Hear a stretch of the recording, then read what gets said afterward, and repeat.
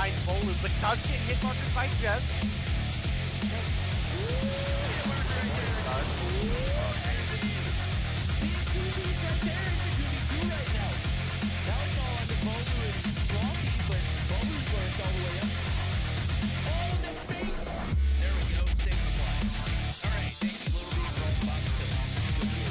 They're now all tied up 1-1. Theo is going to get taken down by Jazz. You can now see Jazz pushing up towards the B flag. We're rocking that 35 round. See that we have Vague pushing up incredibly far, but this should be a free kill for Theo, sure enough. With the push from the backside, finds Jazz.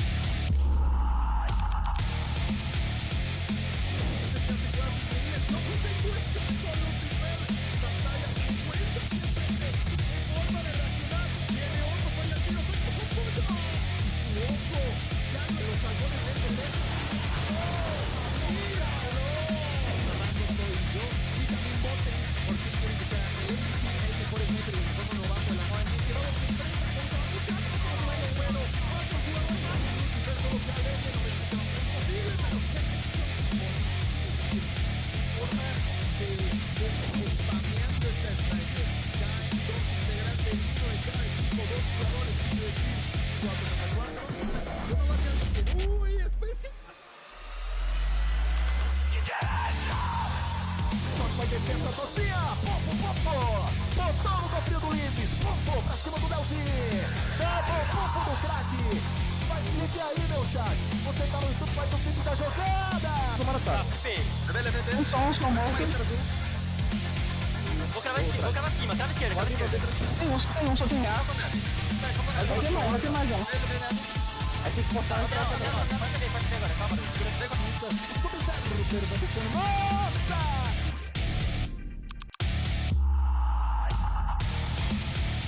And we've got two players left to deal with. FN 420. Oh my god, Lucky, what the hell was that? Count them out. Can't do it. Lucky is Dark Wizard. You're the only hope here, Dark Wizard. Oh my god, we've got a 2v5 that is a reality. Lydia looking for the shots. Lydia's gonna round the corner. Lydia finds one. Lydia just needs to find Lucky. Doesn't happen. We're going to another round. The most at the moment finds another one. Just an absolute demon. Moving quickest in with the side of Nova. Dave, you're going to one in. People see, there is one A now. Doesn't miss twice. Oh my! Chris, he's all 1-4. Where you at, homie? I know you're in a typical sniper scenario, but right now you're getting sniped with an 80 with close. Lucky, get headshot. Cosmo, you want the smoke? Get it too, homie! We got a 1v1!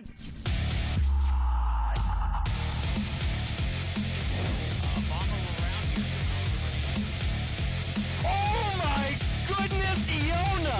Bro, watch. X7 was left alive. Now it's Iona looking to make this. Yo, this girl's dirty! Aggressively push up to this degree. Lydia's able to find one. Artem, Nisa coming through. What's that? Is that the kilo? Whoa! Artemisa, the Damascus kilo. Ooh, Chels finds one, is looking for two, but Artemisa. Yo, this girl kind of nuts with the kilo, bro. Yo, how are you? I have been. Down herself on that Sparrow shot, but the Angels do maintain this P3. Oh, brick stuff!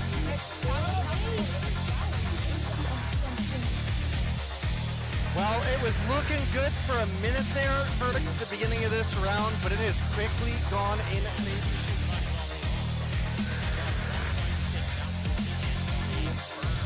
I think you're right on the money. The Arrows can push that up, finds two in the feed to start things off. Those double kills are worth a ton of points, let alone.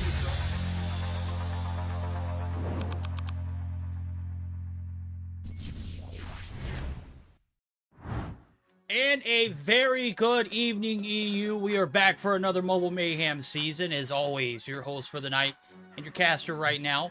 It's going to be your boy Verdict, and on the ones and twos with me. Look at him, man. Look, we got the matching plaid, just different colors. We look like them Supernatural boys, man. Look at this.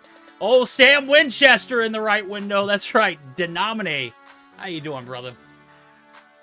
Doing pretty good, and I'm excited to get back into the action of Mobile Mayhem, even though it is going to be a little bit shorter of a season for me than I would have liked to see. So we're going to enjoy it. We got you guys got me for 2 weeks, then you guys are going to have Gilmania. So definitely shaping up to be a good European season. And we've got a ton of teams that are super well deserving of being in here. I know you and I were talking a little bit before the broadcast about how qualifiers/challengers went because you were obviously busy. And let me tell you, there were quite a few teams that I feel like should have been invited, but obviously it was based off of last season. And there's a couple teams that even I haven't got to see yet. That's going to be the 39ers or 31ers. The and, 49ers. Astra. Yeah, that's... yeah. Yo, hey, look, the day's still young. We got plenty of mistakes to make, all right? We're not going to get ahead of ourselves. Before we jump into any of the action, though, I want to give a huge shout-out to Deanna. Girl couldn't make it today. She tried desperately to recover from her surgery that she had a few days ago. Let me just tell you, man, hearts go out to her. Hope she gets a speedy recovery. A little bit of a hellhole process for that one, but I'm glad my girl made it out alive. So, Deanna, hope you get to feeling better. Hope you get to get here on Thursday to join us, as we'll be missing you today. And yeah, a lot of things have changed for this new season. I know one of the things that and of course you have always been discussing, is we don't get to see enough Mobile Mayhem action. And when we do, it's either crispy 2-0 or complete blowouts, or someone's trolling. We don't get to see a complete setup on a match. Well, guess what? Today, we're going to start a new season off on the right foot.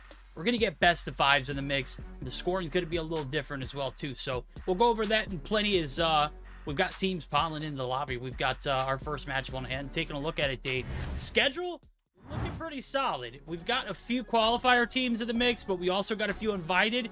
But the one that we're looking at the most is that last matchup, and that's going to include Nova Esports. Yeah, I don't think anybody in Europe ever gets tired of seeing Nova, so we'll be looking forward to getting to that game.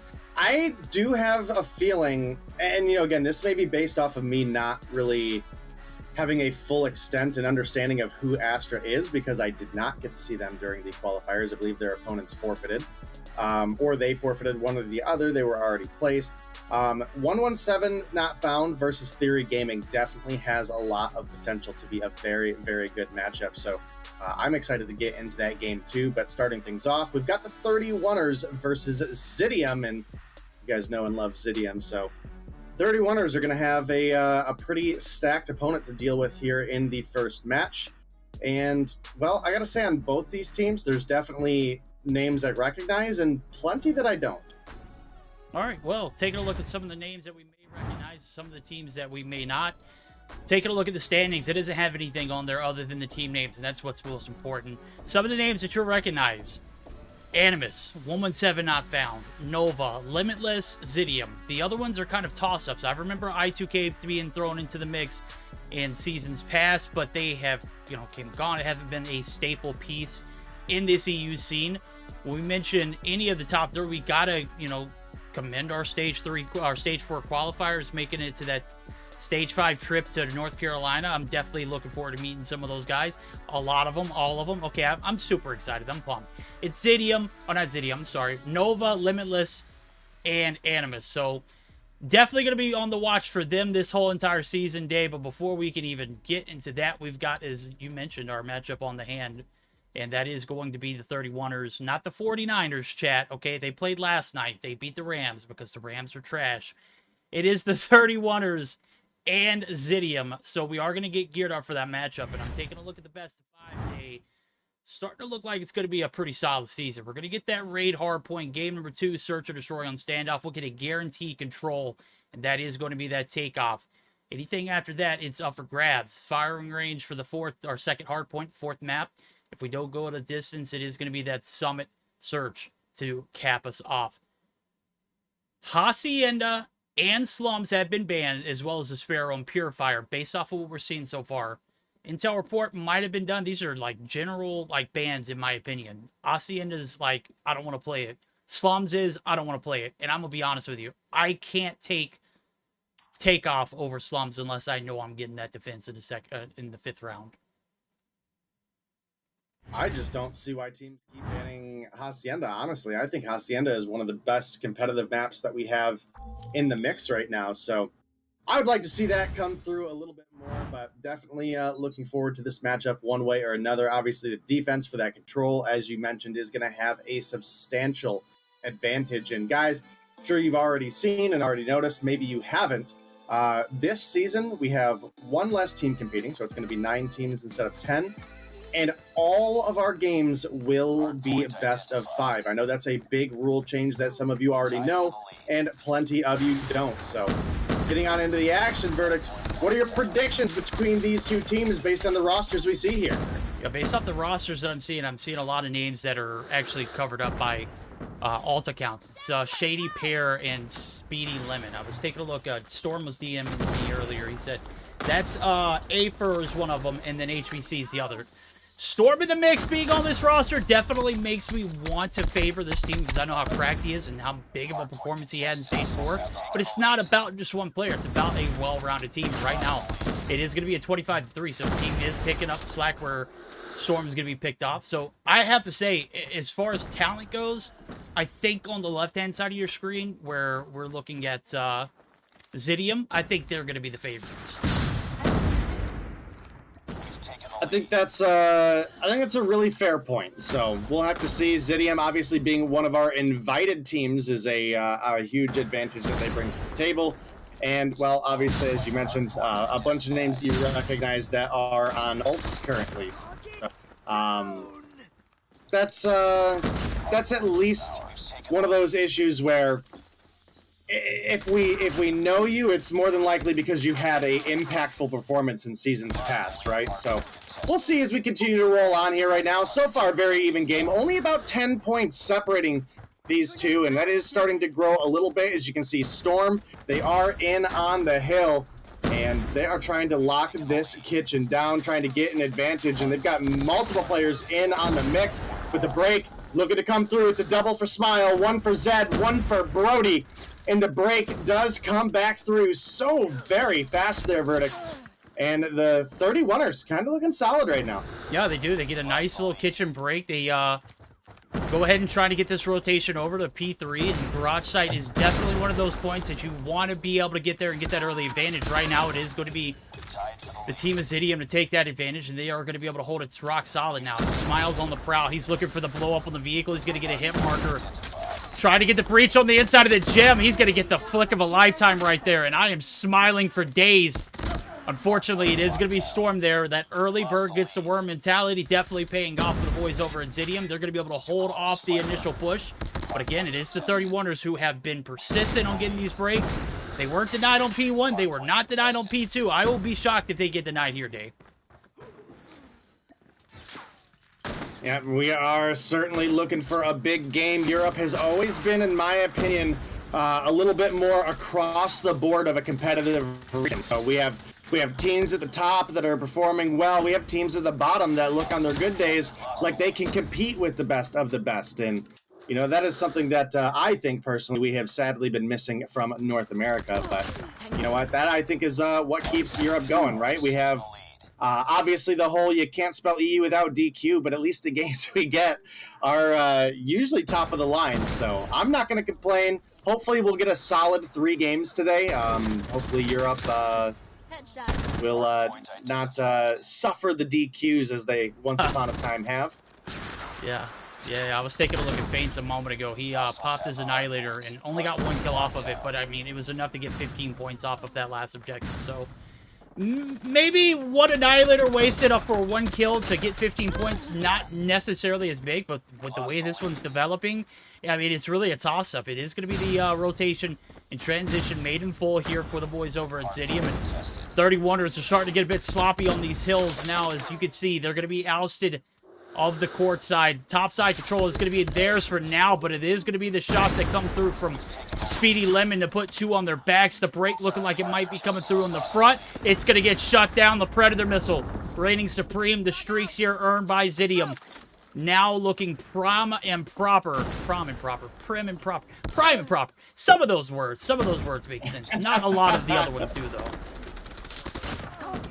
All right, well, we definitely are looking at still a very consistent meta when it comes to Europe verdict. We're seeing a lot of Peacekeeper, we're seeing a lot of Switchblade, and really not a whole lot else. And I will say this is one thing that I think Europe are maybe a little bit behind on. And now, granted, Raid's not like a big one for LMGs, but obviously in some of the other regions, we've seen things like the Chopper and the UL and the RPD all coming through being strong options, and even the Kilo still being very good in the meta as well. I know Blur and Tectonic have been ones that have really been on top of the Kilo use. So we'll see if Europe maybe extends into that when we get into some more maps that have some wallbang potential.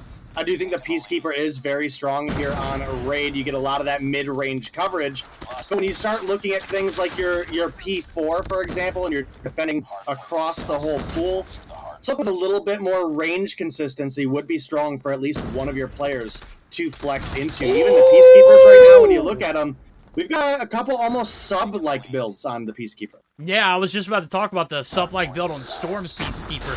Oh my god! I caught that from the receiving end. Storm just put a little bit of that shake and bake, a little movement on it. It got a little spicy, zesty with it. And absolutely, he didn't even get the first shots. He just absolutely dumpstered whoever I was spectating, man. That was just absolutely disgusting. Right now, transitions, they were sloppy to begin with. It is going to be the P1 advantage now here. There's the 31ers that made their way onto the objective day, and this is exactly what you need to see. You need to see you adapt, teams adapt in real time. Right now, they're doing a great job. Zed, you've got to hit a damn shot. Come on! Finally puts the nail in one, but here comes the cavalry. It is going to be Etsy coming through. It is going to be the Annihilator pop, the 3 kills in the feed. That is going to be the full break day. Was looking pretty solid for the 31ers. Is now starting to look grim. Now, you got to get that rotation over to P2 locked down because there's no way you're getting back in ring. Yeah, rings is very, very difficult to break. You're walking into a wall of head glitches, laundry control, possibly red room, depending on what side of the map that you're fighting on. Obviously, laundry is going to be that stronger side, and you can see that prioritization coming through from the side of Zidium. And the main part of that is not going to only be that laundry has some better angles to cover mid, but it also helps you anchor those spawns towards jungle, which are going to be really powerful when you start looking into your P2 kitchen. The break to the backside does come through. You can see the trophies are coming down. Boy. The Goliath is coming in for Zed right now. This could be a powerful position, but Faints is going to find one before going to take him down. And that Goliath is cleared out. This is going to go over to the shady pair. Oh, baby. Shy of a miracle. There you go. Wrap it up. Get that streak in your favor. And this should be a good retake by the side of Zidium here. Yeah, this is a big misplay. I'm going to be honest with you. Regardless of it being destroyed almost instantly, it did take a lot of attention off of P2, but that was such a ball drop there for 31. I'm going to be honest with you. It was not a secure Goliath. You don't even have the objective, and you're tossing Goliaths in the backside of the top side of P4, the court side area. There's no way. Right now, it's 8 seconds left. You've got Zed there, but you need the forces to get this break because we saw how successful the P3 hold was. Garage is a lockdown if you get there first. Again, there was a lot of contested first time around. But again, there's a lot of perimeter control being activated. Speedy limit's going to be dropped. That's 33 on board for the man. Right now, they've got a pretty solid hold on the objective. Bad thing is there's only one player left, and that's Etsy. 23 kills on board, Dave. 50 seconds left to go. You need to get this break. You need to make it happen now, but it is Storm on the outside of the objective. He's going to go ahead and clear the heads off of everybody. Just a massive play for him in this opening day for Mobile Mayhem. We're kicking off with some pretty solid ones in day. Not to be disappointed, this is Zidium coming through, delivering the pain to this 31 team. Welcome to Mobile Mayhem. Yeah, you're absolutely right. And who are you telling me that Speedy Lemon is again? Speedy Lemon is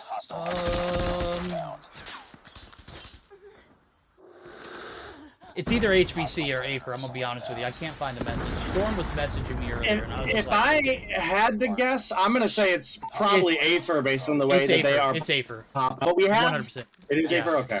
Yeah.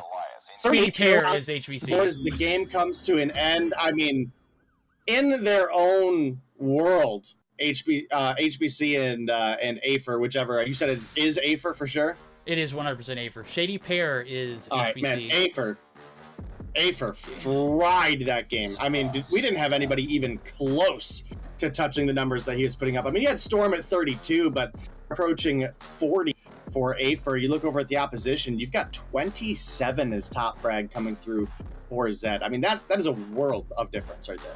Yeah, I saw some of his kills, bro. He was struggling, man. I mean, them flicks ain't what they used to be, homie. He is definitely been one of those players I've kept an eye on throughout the seasons past of Mobile Mayhem. I gotta tell you, bro, he's on the slippery slope of down here. I can't tell if it's him falling off or if it is just the rise of Zidium. Right now, it just did not look very good for the side of 31ers. Grand entry into the Mobile Mayhem scene. You see this Zidium roster, they're here to play, they're here to ball. They put up some hellorific numbers. I'll make sure I gotta get those screenshots in because we want to get those player cards 100% in full this season. And absolutely... Yep, I already got one going. Hey, there we go. That's what I'm talking about. And there we go. Game number 1, Zidium, wrapping it up 250 to 126. It started off close, but those transitions, again, as I mentioned, got sloppier and sloppier. The holds, they were just not there. You add that to the mix on top of some irrational decisions that were made. Yeah, I'm talking about the Goliath. It's a recipe for disaster. Well, I certainly gotta agree with you there, Verdict, and it was overall just a very strong performance out of Zidium. We did say at the beginning that we expected Zidium to have a little bit of an advantage, and sure enough, it came through looking strong there. Big toss-up is going to be, how will the 31ers fare when it comes to search and destroy? Because typically speaking, that has been a little bit weaker of a spot for the side of Zidium. So Zidium, how much have you guys refined? How much have you got yourself to get better? We saw, obviously, you know, getting into stage 4, it was looking way better, but you got to keep that effort pushing forward because Europe is just too strong of a region, especially when it comes to search and destroy, to let that practice go without growth to follow, right? So I'm still going to lean a little bit on the side of Zidium just based on, again, how their stage 3 kind of tailed off and then how they got into stage 4, as well as the end of our last season. But I definitely think the 31ers have some potential. Yo, I'm going to go ahead and put a PSA out there, chat. If you're going to be playing on an alt account in Mobile Mayhem, and you know that your teammate's also going to be playing on an alt account in Mobile Mayhem, can you absolutely try to make a better effort of deciphering who's who? Like, literally, Shady Pear and Speedy Lemon, like, they start with S's, and they both have fruits in them, and they sound like generic bot names. Let's just be real. But when I'm trying to decipher between the two in the midst of the action, again, I'm looking at the gunny, and Dave made a marvelous assumption earlier when he said, based off what I'm seeing from Lemon, that's definitely Afer, and he was spot on. But come on, can you make a better effort to maybe not confuse who's casting so that way we can have a good experience too? Thank you. To be fair, it's not just who's casting, it's also the spectators, and more importantly, your sponsors later on down the road, right? You're playing for a team now, but obviously if you watch any Call of Duty Mobile, if you're watching NA, if you're watching LATAM, if you're watching EU, doesn't really matter. At some point, you see teams change around. So sticking to a individual name is not only going to be less confusing for the people watching and casting, but you're building yourself a brand. You know, if you get on a team that may be underperforming, you can still show, okay, this is what I brought to the table with a team that wasn't doing well. And, you know, maybe you get recruited by another team. Maybe your team is doing well and they want to see that your roster's not changing. You know, you're looking at a sponsor picking you up. And, yeah, that's like one of the keys to marketing, bro. It's like one of those cornerstones. Brand awareness. Like, what names do you know off the top of your head for I mean, when you think about those particular brands, you think about a name that's associated with. No one's going to... I mean, I get it. You got it all. Anyway, I'm done. I'm off the tangent now. We're going to jump back into the mix. It is going to be that standoff. I know you're harking on what kind of search and destroy performance we're going to see out of this 31 roster, and you still roll with Zidium, and I think that's the bold choice. I think that's the proper pick. On standoff, they're going to have to attack off the rip, and they're going to be able to set the tone, so they're going to continue to be able to outfrag, outslay take the intensity, rise it up a little bit, and slow it down either. So with them having that advantage off the bat, especially off of rolling off a solid hardpoint performance, I could definitely see Zidium making an impact here in this standoff search or destroy to take us to that game 3. So 31ers, your name of the game is don't allow that tempo to get out of hand. You've got to maintain control early on before you do get to that control, of course. So before we do, we're going to go ahead and dive right into it. It is going to be that standoff search and destroy for game number 2. All right, well, we're getting on into the action, guys. Definitely looking to be an exciting season for Zidium if they keep that kind of progress up. But we'll have to see as we get into the game again. This is where their weakest has been shown, is in the search and destroy. So we'll see what they can do here. If they continue to push that practice, if they continue to grind. Because we got a couple names that I recognize for search and destroy performance, specifically on the side of the 31ers, and that's going to be Zeb. He is definitely in season pretty consistent search and destroy games, despite being on teams that maybe didn't truly have the impact of some others. But it's going to be Feints opening up with 1, taking Heart and 2 down. Etsy going to find Vincenzo as well, and that's a big 2-piece to open up for the side of Zidium. Yep, 2-piece now. Zed's on the prowl. He's looking for the refrag. He's got Afer in sights, but Afer playing absolutely magnificent. He is not going to be able to get the kill. Storm, where the freak, bro? Bomb goes down. There's only 1 player left. Brody. Come on, Brody. What you got? Oh, the hip marker with a no-scope? What a demon. The luck of the draw, but it's not going to be enough luck. It is going to be the shotty to the face, and that's going to be a 1-0. The 1 casualty on the side of Zidium to start this off. And already, again, I mentioned it, the pace is going to be important into the search or destroy for a reason. You just came off a pretty devastating hardpoint loss, pretty massive one too. You reached the 100-point club, but let's be real. After the first after the first set of hills, things kind of got out of hand. You were never ever really able to get back into the swing of things. So pace, intensity at an all-time high for Zidium. They start off with a phenomenal round day, and payoff wasn't looking like it's going to be just playing for picks right now. All right, well, first round in favor of Zidium. Let's see if they come on into chat and ask us if they're good at search and destroy now if they win this one. But, you know, that is something we just got to deal with. Feints has been on point so far. Only 2 kills on board, but picks them up just the right time. And, well, the 31ers are getting a little bit collapsed on, and that's right, guys. You can see the new ZRG is in action, and well, Shady Pear, aka HBC, coming through with I think a slug by 15. So kind of a budget sniper option, but something that's definitely still strong and available here. And the 2-0 lead now in favor of Zidium, and Etsy opening up with a big 4 kills on the board, only 2 rounds in. All right, well, I haven't caught a single one of those 4 kills, Etsy. I'm sorry. We're going to be all bored with you. Hopefully I won't cast a curse yet. Push it in. It does look like the A-side rotation. You're all by yourself. This is a ballsy challenge. You've got 1 in Cubby. You got 1 on the outskirts of Cubby. I think the intel's there. I think he's getting some information based off of what we got going on. He definitely sees Vincenzo. He's going to be able to get some shots in, but it is going to be V taking the kill now as 2 bloods come through, and not a single one for Zidium now as the retaliation for 31. They are trying to get on board for themselves. Bombs down in a very provocative position. And you've got a cluster of 31 players, not 31 in total, but just 4, just hovering around the site effectively. So I'm pretty sure they know the bomb's down, Dave, but we'll never know. Shady Pear right here in the side of courtyard now.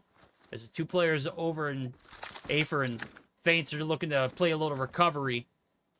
They're going to make that long rotation through, oh! Never mind. Afer will see next round. Dumpster. Heart just absolutely cannon.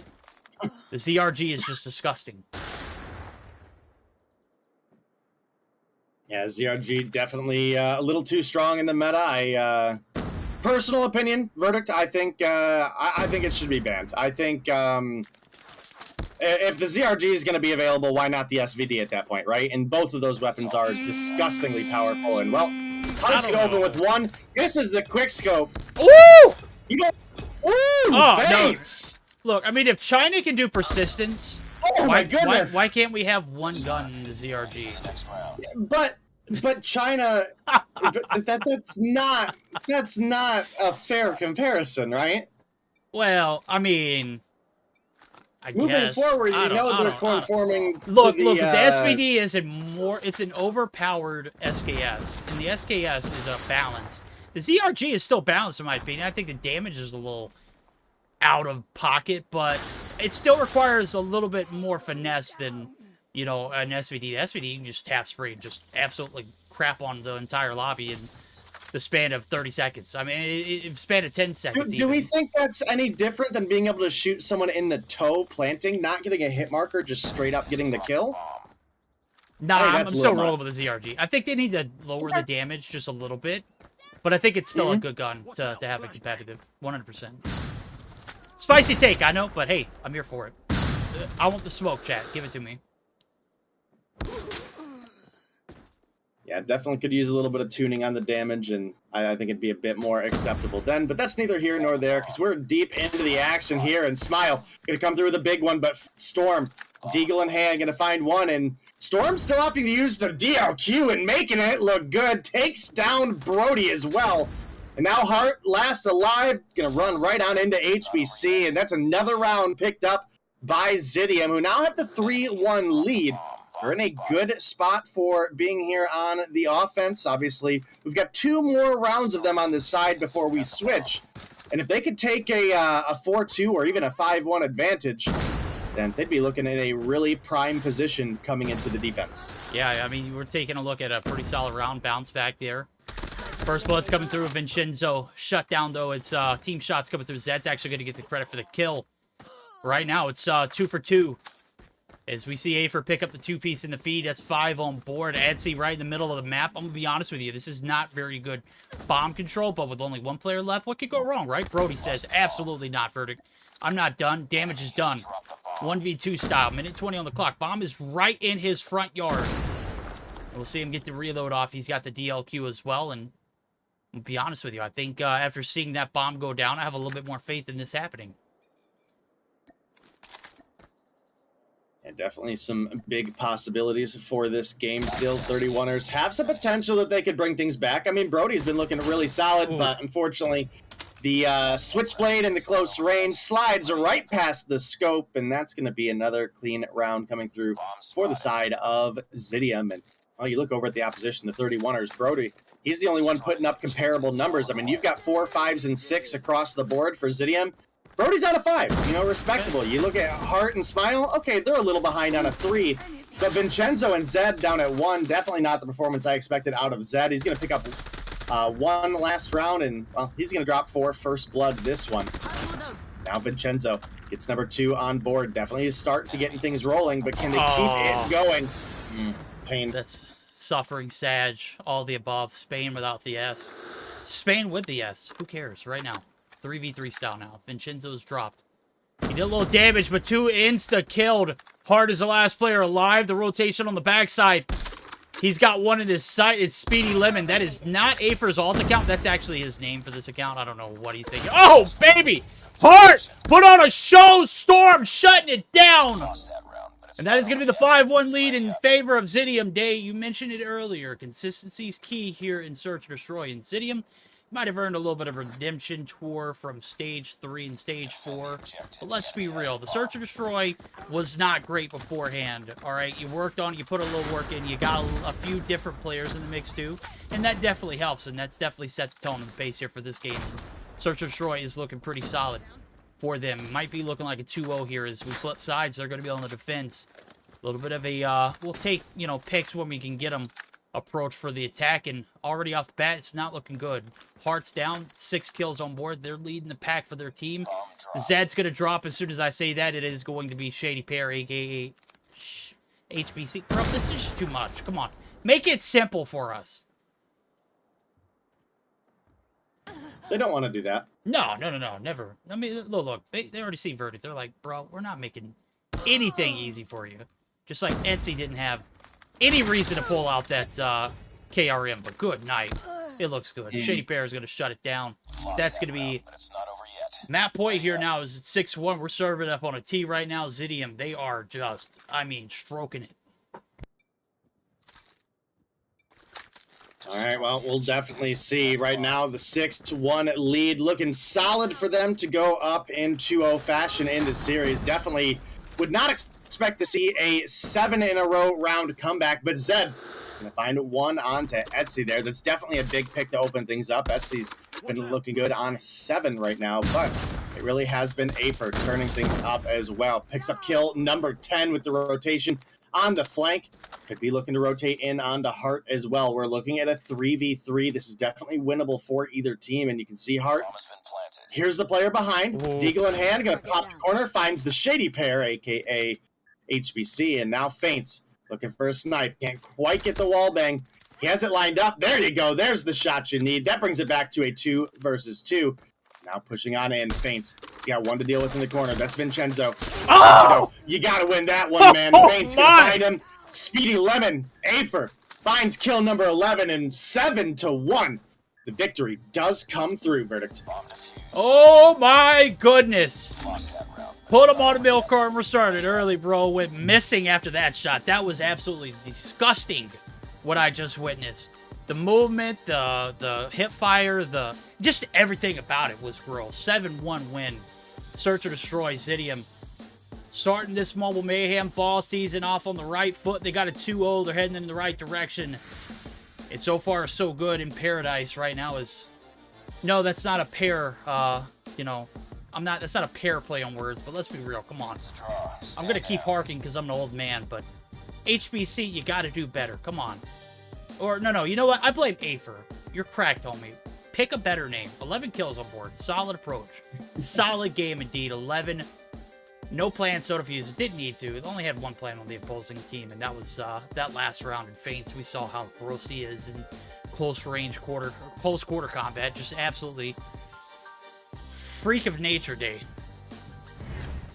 Yeah, you're absolutely right. And Afer has been a growing name in the European competitive scene, and you can see why coming through there. Drops 11 kills in the opening game. And while I don't think this is by any means the toughest opponent that they could have in Search and Destroy, their rotations were good, the flanks were good, they played their twos well. So, Zidium have been looking for some credit in how well their Search and Destroy has improved. And I'll give you that. I want to see you play some better teams before we give you anything deeper than that one. But you know what? It's looking solid to open the season. And I definitely have some expectations that this is going to be looking like a strong season the side of Zidium if they continue to improve. All right, well, Zidium 2-0 so far, flawless, not been contested, not even in the Search or Destroy, and that's one of those game modes that we had, discussed amongst each other day, and we had just kind of pinpointed that as being a weakness in past. Right now, I can't tell if it's the level of competition that's in the mix, but they look pretty solid regardless. It is going to be the 2-0 advantage for the side of Zidium, and that's going to take us to the control, and guess what, Dave? It is not looking any brighter for 31. As a matter of fact, I'm taking a look at it. We are heading to takeoff. And off the rip, I'm looking at the map, and I'm looking at the lobby. It does look like Zidium are going to be on the defense to start things off. And what does that mean? It means there's potentially not a chance we see anything past the 3-0, right? There's definitely a chance that we only see the 3-0 here, especially with the dominating performance that Zidium have had over the 31ers. And, well, I think we are just waiting on a couple screenshots to get you guys into the action. Let us know in chat who you guys have got winning this. I think at this point, the favorites have to be Zidium with a fairly convincing hardpoint and then a very convincing Search and Destroy. But Takeoff can be a little bit of a toss-up, and well, unfortunately for the side of the 31ers, they're going to be on the offense first, I believe, yep, which is a pretty big disadvantage. So if I had to guess, I'm leaning in probably a 3-0 in the series, and if I had to guess of the actual map, probably looking at a 3-0 or a 3-1. Well, interesting take. I think it's pretty spot on, though. So we'll see how the action progresses now as we're going to get geared up for our last map of the night for this series, potentially. We'll see if 31's got any fight left in the tank. Definitely going to be looking at Afer off the rip. One of those players that I think went really unnoticed in Stage 4. I think you and I both pointed that out when we were, watching it.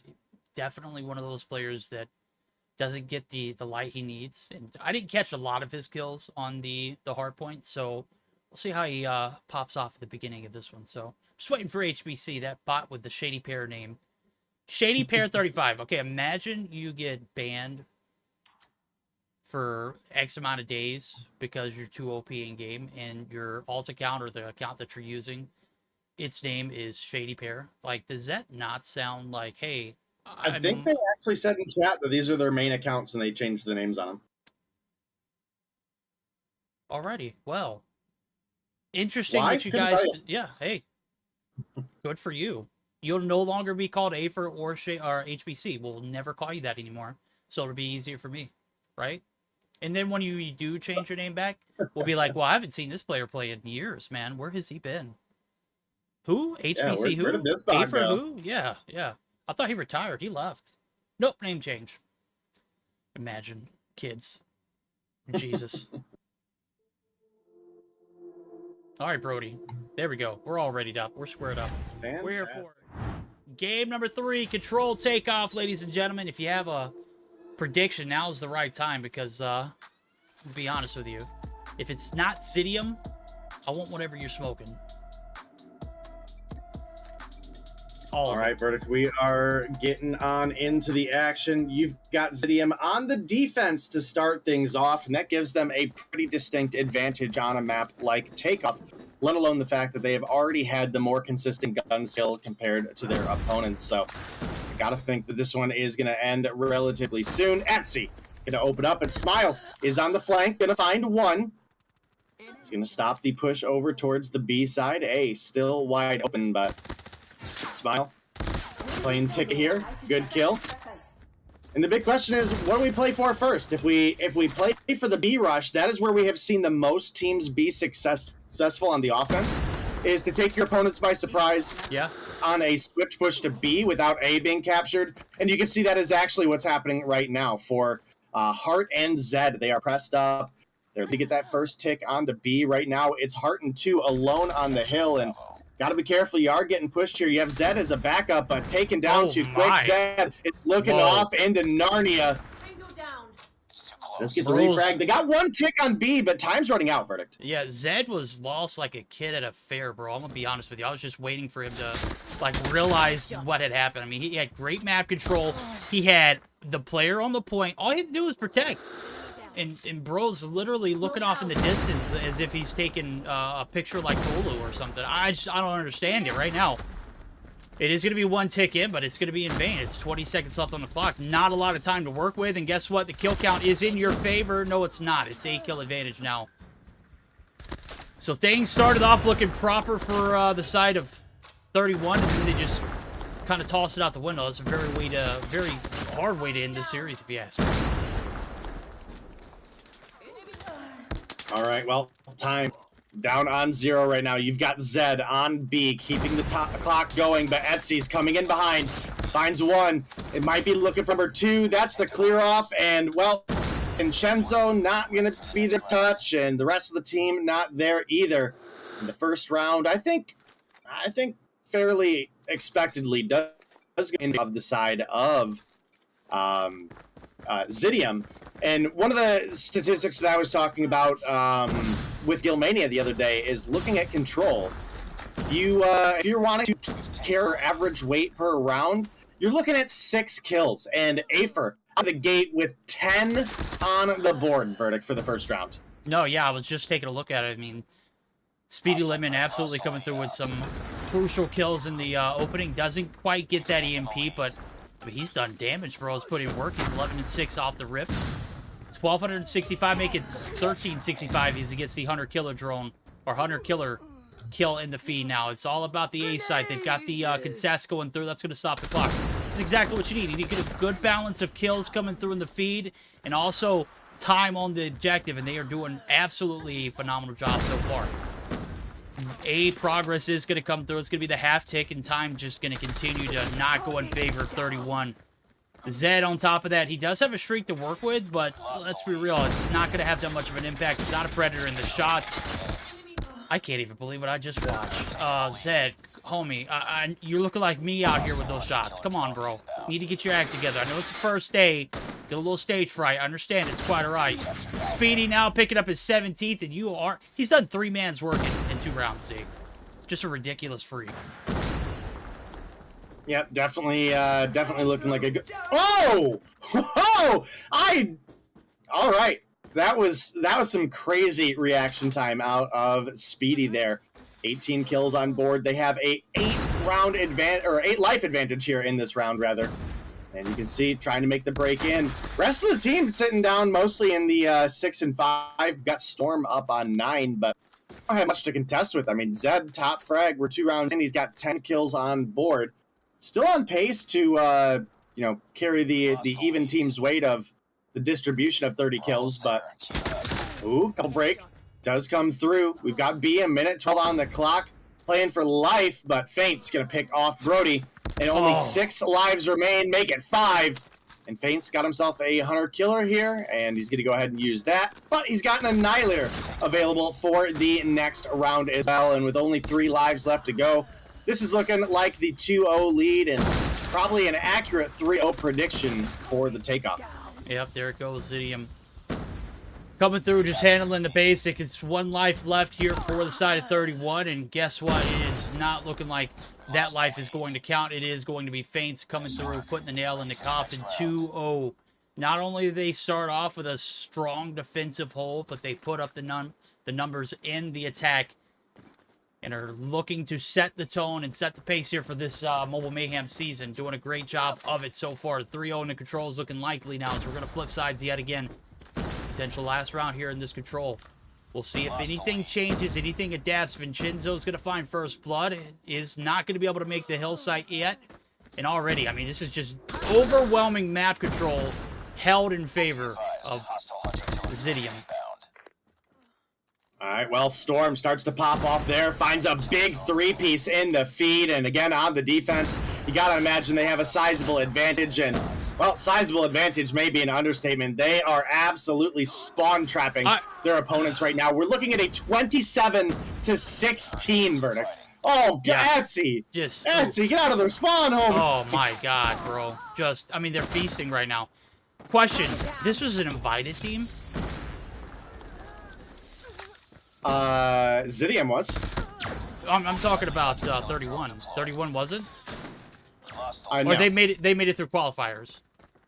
Yes. Oh, okay. Okay, so they got room for improvement. I was just like scratching my head. I was like, ain't no way we're looking at I mean, just a disgusting blowout. I mean, just absolutely waffling. I'm scratching my head at what I just saw. It is Zidium coming through. You kind of cutting out, Dave. I was just saying that Ave dropped 31 in a 3-round control. Speedy. Oh, there we go. Yeah, I know Speedy. I don't know Afer. Yeah, Afer doesn't live here anymore. Yeah, Afer retired. Afer retired. He's washed. Speedy Lemon inserts himself in the equation. Drops just an outstanding 31 kills in 3 rounds. You telling me, boy, averaged 10 kills per round with ease. Sometimes a few more. 31-8, 15-7 for Feints, man. When you got a teammate like Speedy, just zooming around the map, clearing wigs left and right. Just magnificent opening day there for Zidium. They take the 3-0 into control, and yes, the 3-0 in the series. The way this points work, now it's going to be a little different day, and this is going to be, I think it's still up for grabs on how they're going to do it, but from what I've heard, it's 5 points per map 1. So if it's a 3-0, you get 0, obviously. And then you get an additional 5 points for winning the series. So if it's a 3-1 or 3-0, you're going to still get 20 points. But if it's a 3-2 win, you're actually going to be able to earn 10 points. So it's 20 versus 10, so it's no longer going to deduct if you lose a map. It's going to award for winning maps. And I think that's a little more balanced. I don't know. Thoughts on how that works out? It's the first day. It's the first game. I think in practice it makes sense. So we'll see how it develops throughout the season. I think it's one of those kind of just trial and error things for a best of 5. It seemingly makes sense, but we got to make sure that it works out on the back end as well. So we'll be on the lookout and taking feedback. If anybody has any anything to say about that, if you guys got positive things to say, negative things to say, let us know. You guys know how to reach out to the admins. Yeah, there you go. No, apparently they don't, bro. I'm still getting like messages about That's true. about MGC claw socks not being. I'm like, hey, look, I got the Discord and I sold it out and the runner of the bus. Sorry, Dennis, you didn't deserve that. Okay, yeah, you did. Yeah, you did. It's your job, you know. Just like casting is my job. I get it. I don't do a very good one, but it gets the job done. Okay, so you know, That's no harm. not true. You're plenty fine. Look, bro, we're a little rusty on the back end. I'm gonna be honest with you. A little rusty on the front end too. And I know who's not rusty. That's 117, man. They steamrolled through the other night. I was watching some of their gunnies, just apps. I'm surprised that none of those guys got picked up by other teams. I mean, Karma, like, how do we have a stage 4 without Karma in it? That it just sounded ridiculous. He has been like one of the top tier players, and Jazz too, in my opinion, most consistent throughout the entirety of me casting Mobile Mayhem. I can agree with that. That's fair. All right, well, we're gonna get geared up for our first matchup ending. We're gonna get geared up for our second one to start. It's 117 not found. In theory, they're on the clock. Is we're gonna get geared up for that second series, ladies and gentlemen. Don't go anywhere. We should be right back as soon as they jump into the lobby. We'll see you then.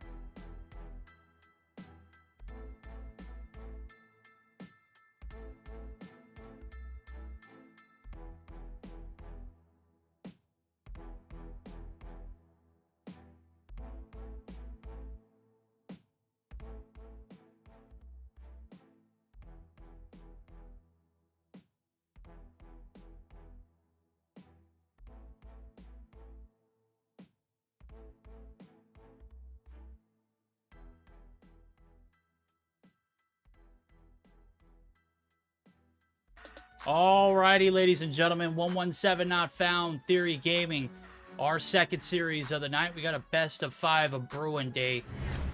I'm going to be honest with you, based off of what I've seen, I do not want to be in the warpath of this 117 Not Found team. Theory Gaming, got to bring you a game. This is a team that did pretty well in the qualifiers. Is that right, Dave? Yeah. I think as soon as we see both these rosters in full, which does look like they've all joined on in, you will know exactly why I said this might be my most excited game of the night. We've got, for the side of 117 Not Found, we've got Caesar, we've got Karma, we've got Lucky, Jazz, and Darox. Look over at the opposition of Theory. You've got Zorky, Aether, Bison, Onur, and Daytel. That's definitely a big one. I didn't get to see Daytel on this lineup over the qualifiers, so that's a huge pickup. Yeah, Daytel and then Onur. I know he was recently dropped by Limitless. I'm not sure what the reasons were, but I mean, it had to be, something that just wasn't working with the team. Chemistry doesn't matter. He is a great player in any sense on the map, so we'll get to see him and the Theory crew take on this 117 Not Found roster, who I've always liked this team. I'm not being biased. I'm not being partial.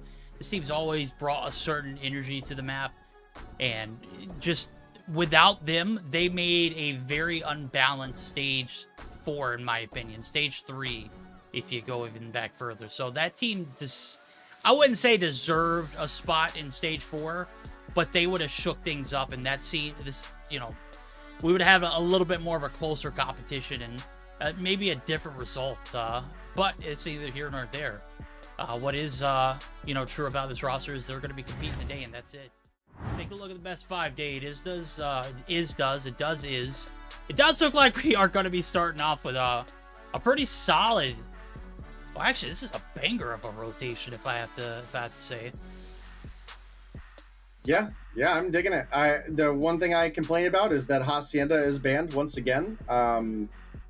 Best competitive map we've got, in my opinion, at least, or one of them. We'll go with one of them. I liked you before you made that comment, but I like you a lot more after you made that comment. You're Hacienda's a great map, man. It's a great map. Yes. Does he not like Hacienda or Slums? Is that what I'm seeing? To be fair, NA bans it a lot too, so. Fair enough. I mean, I'd take either of those maps in control for Game 3 if they're not selected over Takeoff. Obviously, we had a pick come through, and Takeoff is going to be that 5th map, the second Search and Destroy, if it does make it that far out. But a solid rotation. I mean, the Summit followed up by the Raid, then going into a control that's guaranteed. And you know what else is guaranteed? We're actually going to go ahead and jump into the action. How excited are we? Heading over to the snowy hills of the Summits. I think this is over in Middle Europe or somewhere in Europe, if I'm not mistaken. Maybe no, it's Russia. This is Russia. Russia's in Europe, ain't it? Correct me if I'm wrong. Also, got to give you a huge shout out.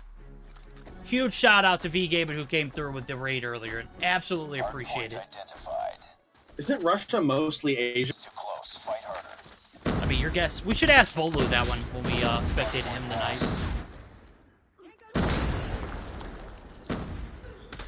All right, well, off to a normal start for the side of Summit. Can be very difficult to get a large bit of points here on this P1, and if someone does, it is probably because they just steamrolled. So we'll see what happens. But right now, we do have a little bit of a lead starting to develop by the side of Theory.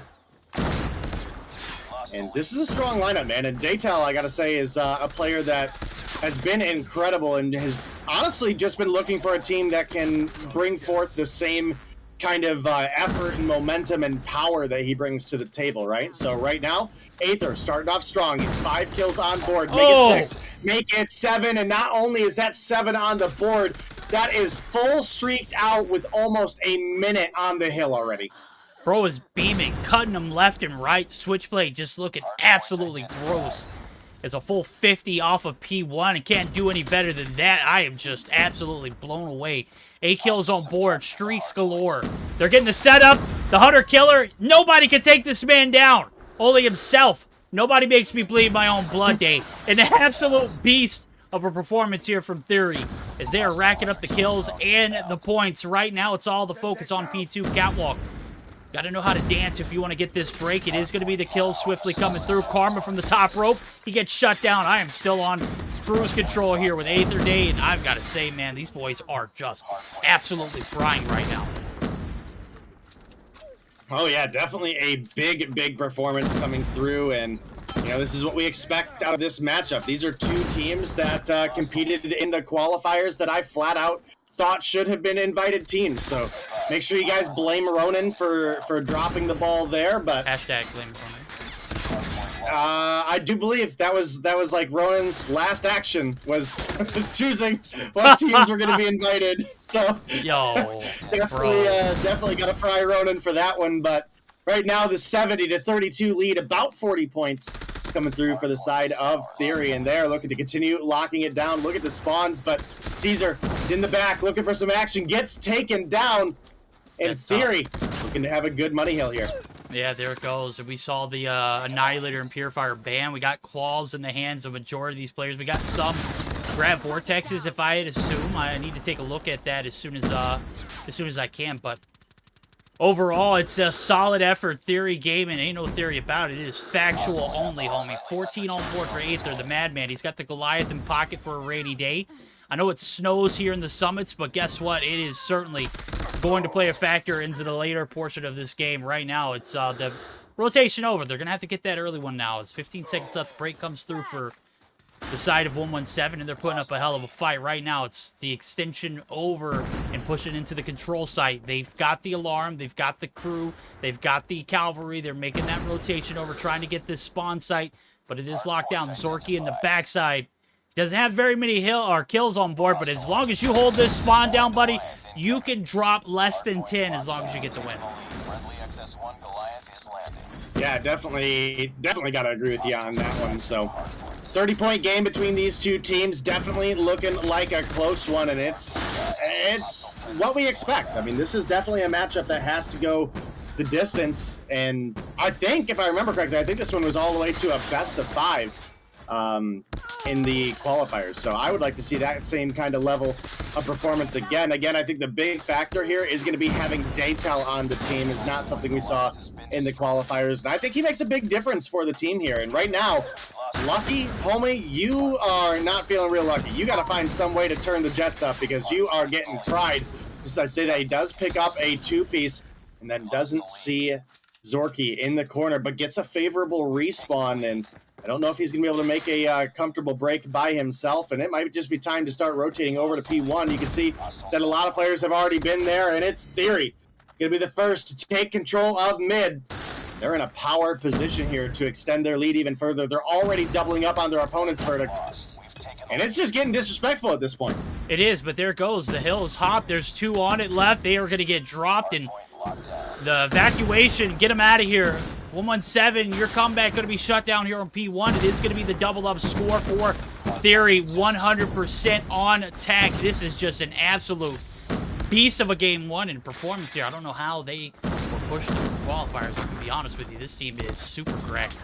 Looking damn good at it now as we see finally coming through the break here on P1. 50 points is what was gathered off of the first set of hill rotation. It doesn't look like they're going to quite get that.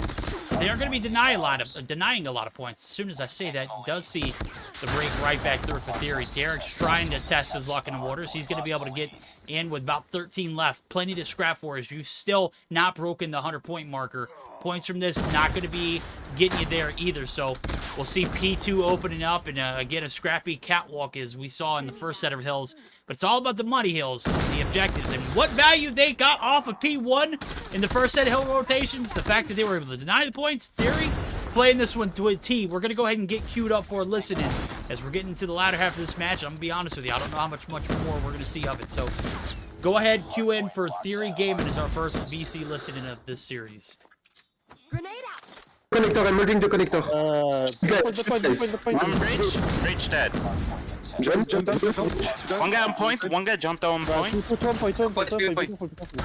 more. Very low. Spawn green, watch out. I'm top. One more green. Let's go, boy, chill. One shot, one shot. Dead on point. One connector. Going to guess. One shot time. Dead. Connector, one connector. Sit down, breathe. He's on point. He's on point. One for green. Watch snow for green. I'm one shot. Mid lane. Mid lane. All right, comms rock solid now as we're getting geared up for a P3 rotation. A little bit of gas left in the tank over the boys at 117 not found. They found a little bit of success, but again, we were talking about the money hills, and I've got to say, not looking too bright here as the spawns locked down. The claw going to be popped. Lucky might not have had his fair share of luck in the very beginning of this match, but he's turned it up, sitting on 15. Gets the break for a temporary. It's all about these spawns. You can't bunker them down. You're not going to have any luck. And right now, 117, they are still trying to get this initial break in it. It is going to be Onur popping his claw. He's going to be able to get some shutdowns as well. And again, it is a solid effort on this break into the P3 site, but it is not going to be any success for 117. They're going to have to saddle up for new, and that's where it's going to take us in for our second listen. And this time around, it is going to be with the boys over at 117 not found. Picked up, I think. Alright.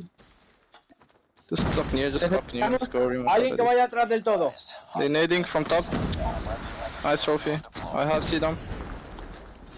One Zidium muerte. Sparrow muerte, Zidium. Sparrow, nice. One Pichu. Pichu is low. One Zidium. Pushing stairs. Karma right side. Stairs, Sparrow. Nice, he's dead. I trophy Karma. I have Zidium. Nice. One Zidium is dead. I have your top is low, top is one shot. I'm watching top too. He's dead, another one shot. Don't push. Zidium low, Zidium dead, no, Zidium one shot, Zidium dead. All right, 2 listenings down and in the books, and right now a little bit of a comeback season brewing here for 117 Day. Comms for the side of both teams, pretty on point. I mean, you can't ask for much more. I think it was a little better at first when we did our first jump in. There's a little bit of uncertainty for Theory as they started to give up a few points off P2, but everything's starting to hunker down on that P3 site, and they have money, Johnny on the spot for those value hills. Yeah, you're definitely right, and man, this has been a fairly dominating performance in the early game by the side of Theory, but a big comeback by the side of 117 not found, and you can see Onur pushing on in, gonna find that kill onto Karma. He's 32 kills deep. Top frag is gonna be Bison, however, who's sitting on a 35, so definitely having a big performance. And again, the Peacekeeper coming through, continuing to be such a dominant weapon in the European meta. Even some of the Switchblades unable to keep the ball rolling. And you look over at the opposition, your top frag is Karma, who's also rocking the Peacekeeper as well. So definitely a big game. Only 9 points away by the side of Theory.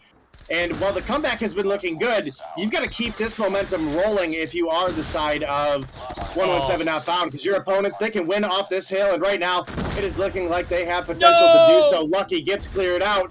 Last player to touch is Jazz, but he's going to get taken down, and that's going to be it. Verdict, the 250 to 199 victory does come through for the side of Theory Gaming.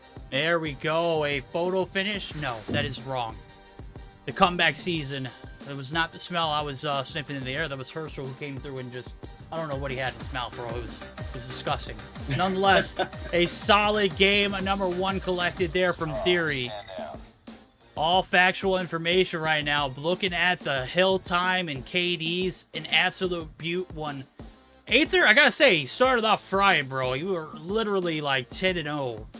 Slowed down, but you picked up a hell of a lot of objective time, and we'll take that one over, 40-plus kill game and not taking the bag, right? I mean, we've seen so many hardpoint games be swayed by teams that are kill hungry. They'll have a 30-plus kill advantage and still seem to lose maps.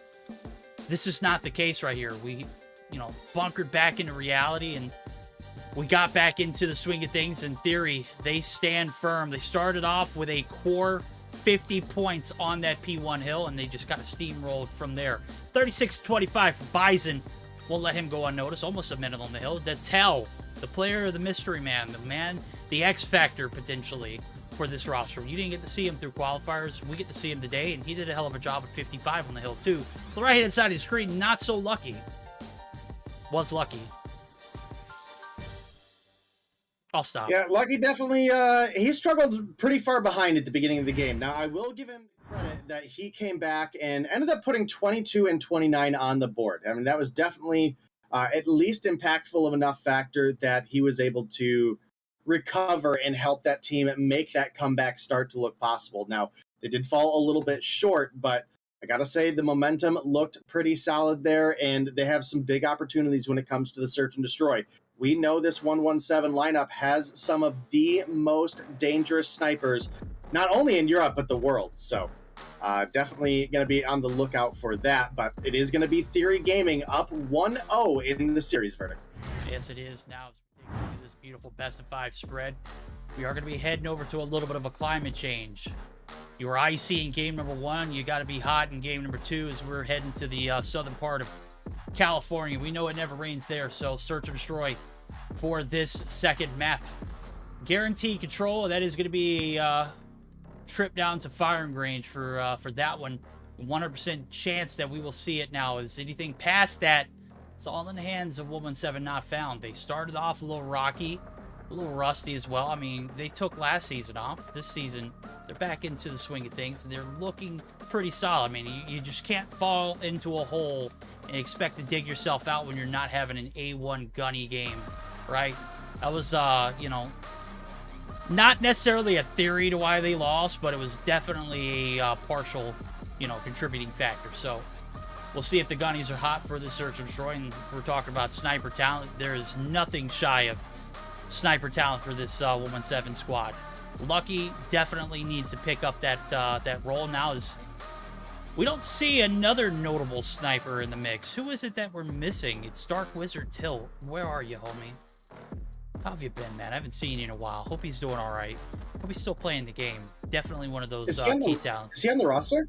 I don't know. I'd have to take a look. But I was looking. I was like, who is the other sniper for 117 that I just always ranted and raved about? It was Dark Wizard. So this is a map that I could see definitely swinging either way. But if Lucky, he's going to be the X factor for 117. He's got to go big here. I would say him and Karma both. I mean, Karma had a good game 1, and he needs to take that energy and really deliver when it comes to the search and destroy. I think Karma top fragged for them at least once over the weekend and dropped like a solid 15 kills to carry them through a search and destroy. And now here we are getting on into the mix.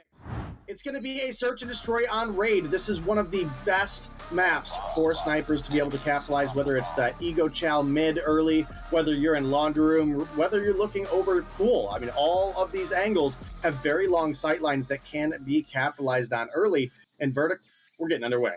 Yeah, we are. Here it goes. The defense here for the side of 117. The tone set here for the attacking team now is we're going to see a little bit of a slow start here, trying to play for those picks. Aether's going to eat a nade. Thank God he doesn't eat it in full. It doesn't get direct contact. He's going to be able to stay alive and recover. Now, not a lot of map control here for the attack, but Derex makes the first move, and he is going to be filleted as he's trying to get up top into the red building. Going to be shut down now, as you can see. Focus here for the B side on the defense. They're starting to make the reposition. The call-outs for the attack. You can see Onur, he's wanting to get a little aggressive here. And this might be a good re here for Theory. All right, well, we'll definitely see. Obviously, on the offense, you can dictate the flow of the game at least a little bit more. In theory, making that rotation now over towards A. And you can see Jazz rotating over, looking to get into that head glitch with the SKS. Definitely a prime position. Going to find one. A grenade, I think, just rained down on him. Nope, it was a smoke. Okay, so he's good. And the 2-for-1 trade will be in favor of Theory as Bison got taken down, but Onur gonna find Caesar up top. Definitely a big pick for him. Zorky gonna find the follow-up. Lucky does hit a clean shot, but he's got two players deal. Atel was just a little too aggressive on that push, or maybe the shots were just a little too clean out of Lucky. Yeah, and you can see the reposition here. They're trying to go for the mid-map control. Look at the read from Lucky. Man is on the hunt. He knows exactly what's going on. It's a nade. Get out of there. Oh, it's a stun. Thank God. But the information, absolutely vital. That is going to at least push Lucky back a little further, and the bomb's going to be planted. Now, the reposition here. As you can see, he's going to be itching right back to that spot. Lucky now in a 1v2 position. If he's able to clutch this one, day, it's a 1v4 in the books. And I said it earlier, he has to go big in this game. This will absolutely swing in 117's favor if he clutches this. Well, they definitely heard him coming, and Onur is going to pick up the kill. And while Lucky had a couple good kills there, unfortunately, it is not going to make a difference. It was a great read, and let me tell you, COD Mobile, if you guys are listening, I think it would be great if we had some sort of distinguishing factor. You guys gave us the trails for the grenades and the utility. Maybe give us some color options for what we want to be lethals and what we want to be tacticals. I think that would be great for the spectator side of things. No, I think you make a great point. I think they customize a lot of things in the Modern Warfare 2 beta that we saw. I think I was fiddling around with that a lot. You're able to change up so many options, and that's just as a player.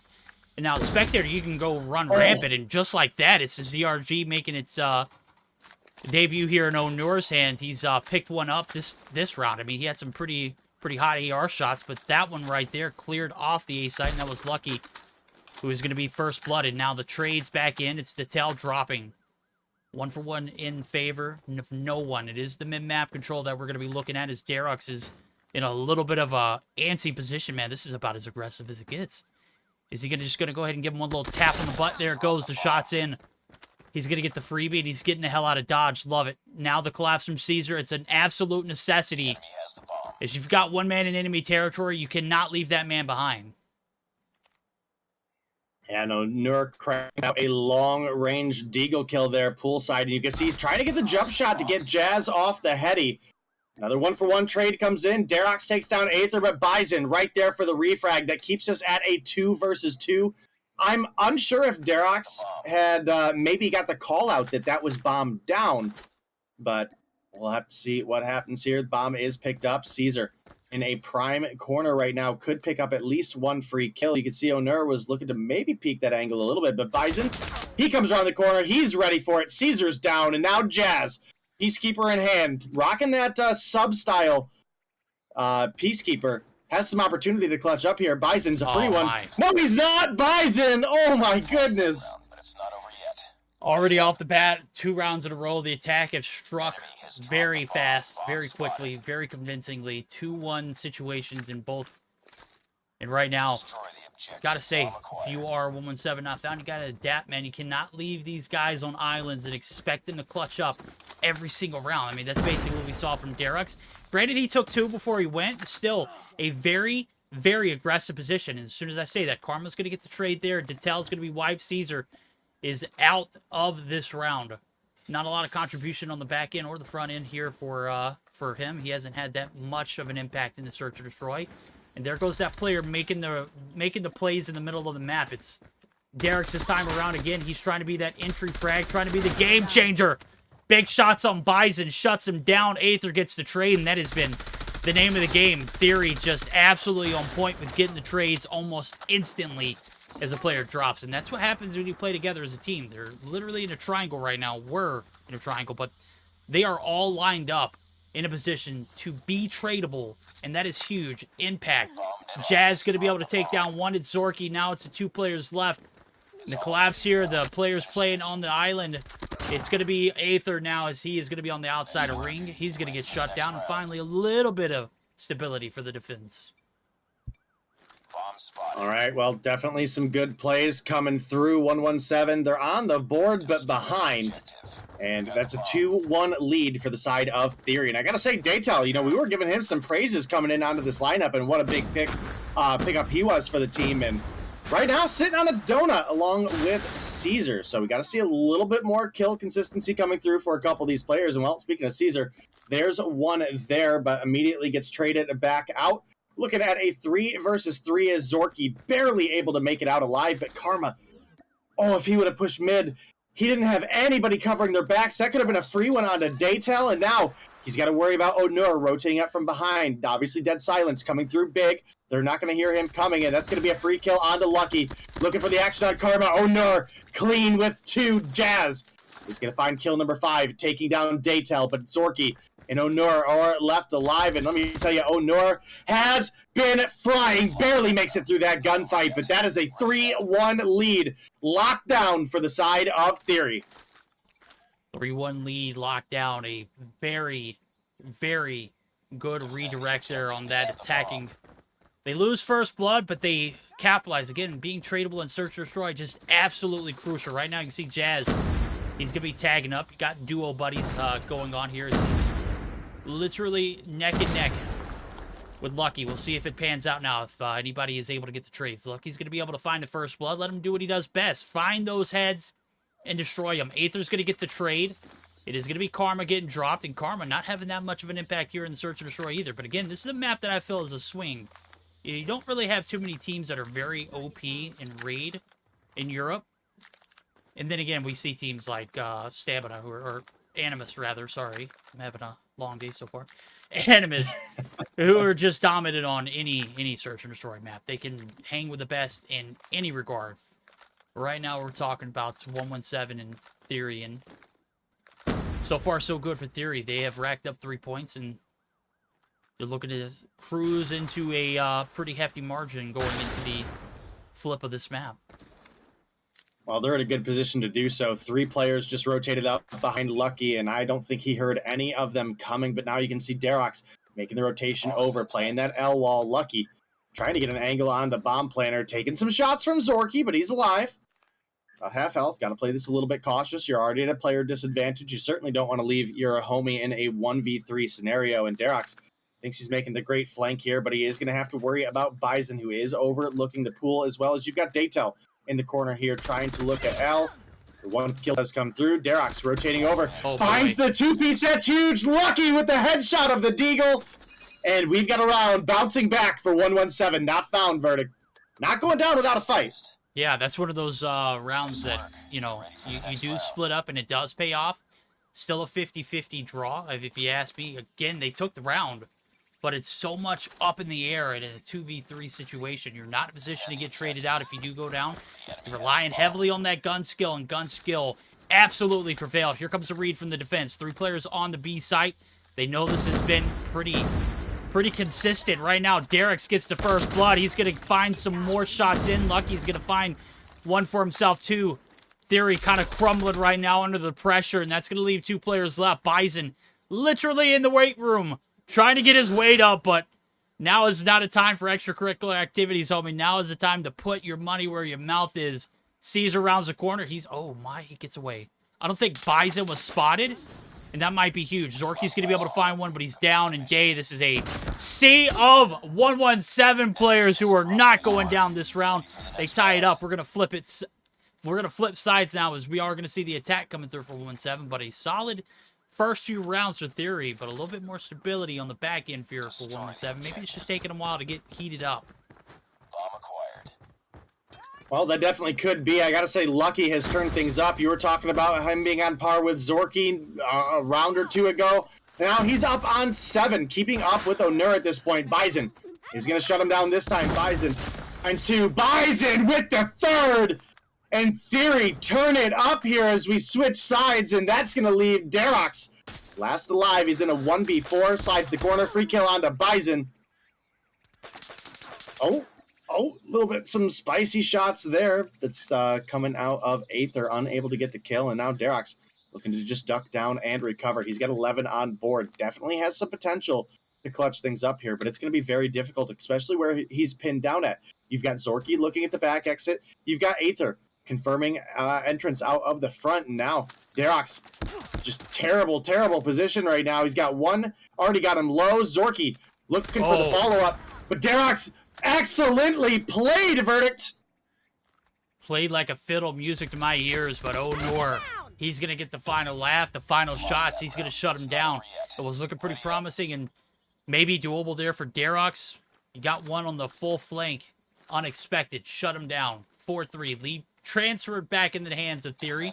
They've had it all game long, with the exception of that last round. So We'll see if 117 can strike back and tie it up. They have yet to take a single advantage here in the search and destroy. And I think First Bloods, I think those numbers are pretty low too. Derek's has done a great job of putting some numbers on board, but not a lot to show for it other than the kills. I mean, 12 on board and you've got 3 rounds under your belt. Something's got to be clicking. He's got to find someone who can duo up with him and get the trades when he is not able to do so. Right now is a slow start for 117. Slow starts only mean one thing. Better positioning for the defense, and you can see Aether. He's in a prime spot to go big, but he's going to get shut down. Caesar's going to find one, but it is Zorky. The man with the plan finds the 2-piece, and that's going to hold off the push from 117 onto this B side. Ring is certainly not a safe place. Definitely not, especially with bomb down right in front of a Zorky here. Lucky's got to find a snipe, and, well, not going to hit the key one that you need. And that's a bold re-challenge by Lucky. You can hear bullets are flying left and right. Caesar on the run. He's going to dip back out, and we're looking at a 2v4. It's a possible retake, but, I mean, again, you've got bomb down in such a just dangerous position. Now Caesar, he's got one in front of him. Does he peek the corner? He didn't see the rotation, so this is going to be a free one probably for Daytel. Daytel, what are you not? No. Ain't no way, bro. Daytel. I tried to flip over to Daytel, just like, does he have his phone reversed or something? Is he, like, playing on his toes right now? That was just, I mean, prime spot. You got to go big, homie. 2 kills on board. Lucky taking some heat. He's going to get shut down. It is going to be Zorky. He's weak. The hip fire not there. Zorky wins those. 4 on board for the madman himself. He started off with a 2-piece, and that has just crippled 117 back into their spawn site. In theory, putting on a show here to search and destroy. Started strong. They're in the defense, looking just as strong, and things not looking brighter here for the boys over at 117. The Spanish Connection not having it today. 3 players on the ring side, a very aggressive push, but your bomb's stuck in the spawn site. They're waiting for the bait. Caesar, is anybody going to take it? Jazz is going to find first blood, but he's going to get dropped immediately. Now here comes the rotation. Zorky's in the corner here on the A side, or on the mid lane, but nobody's there. This is not a good read for 117. I mean, what makes you think that there is any way you could retake this A side with only 3 players left? Well, we'll have to see what they pull together here. Bison's looking for one. He's going to find it. Caesar with the refrag, but he's got to worry about Onur, who cleans up the rest. And Onur, 13 kills on board. The 6-3 lead coming through. You were mentioning what a strong player he has been, and obviously him not being on Limitless anymore. Well, that has given birth to a lot of opportunity for the side of Theory, and they are looking solid right now. And Verdict, they're looking solid in a 4v5. Daytel, still 0 kills on board. I don't know if Homie's lagging. I don't know if Homie is playing on a Nextel. Dude, I don't know. But not looking good this game. No, it's not. Bison finds first blood. Lucky enough. Going to be dropped. We'll see you next round if there is one. 2 for 2 trades. Make it 2 for 3. Caesar is... Oh, my God. Like, just with the shots. That's going to leave 1 player left. Aether, not Aether. I don't even know who Aether is. He's a bot. Somewhere said something about retiring. I don't know. Speedy emerged, and he was victorious today. Aether rounds the corner right into the pockets of Jazz. Go ahead and hop in, homie. We'll see you next round. 6-4, though. Map point still in favor. Nothing to celebrate if you're 117, but a better approach and a better round. You get that A site cleared off effectively. You get that bomb down instantly. You see the results now. Cannot afford any mistakes, though. We'll see how this next round pays off as we see another aggressive A-side push, and the defense, they're trying to adapt to it. All right, well, we do have another round coming through for 117. They're not going down without a fight, but that fight looking like it could come to an end here soon if they don't make something happen. Daytel may have had nothing going all game, but finally gets 2 on board, finds the 3rd to close it out, and Verdict. We've got a 2-0 lead now coming through for the side of Theory Gaming as they finally close out the 7-4 victory here in the Search and Destroy. And I don't know what's going on with Daytel. He's normally one of the most electrifying players in all of Europe, and that did not look like the same Daytel that we once upon a time knew. Yeah, I mean, look, you got the win. That's all that matters. Solo performances, okay, I get it. I mean, for a stat card, he picked up 3. He had a donut for like 10 rounds though. So I understand the concern. I understand the, you know, what's a grab there, but let's be real. Your team fried. Bison and Honor. How the hell are you expecting to get any kills? Other than that one we saw where he was in the corner where he just got absolutely his ass handed to him, man. Other than that, I mean, like, how are you supposed to fit in where you get in when you've got 27 kills split between Honor and Bison, right? There's no way. No way. Solid affair. This was not a fluke. Game 1 was not a hoax. Theory gave and put a smackdown on 117, and they have not found any success so far tonight, as they are on the brink of a 3-0 elimination in this night. Start off to the season where we're kicking it off right. A solid one for Theory. Not so solid, a lot rocky, and a little bit scratching my head. And where's the problem at here for 117? What's going on? What's not going right for them? Honestly, that's a tough one to call. I mean, again, Karma was one of the main factors for them during the qualifiers. Again, I think he put up 15 kills in one of the search and destroys that they just could not lose in. I mean, they were in desperate need of Karma to show up this game. You had Derox put up 12. You had Lucky and Caesar on 7. Jazz on 8.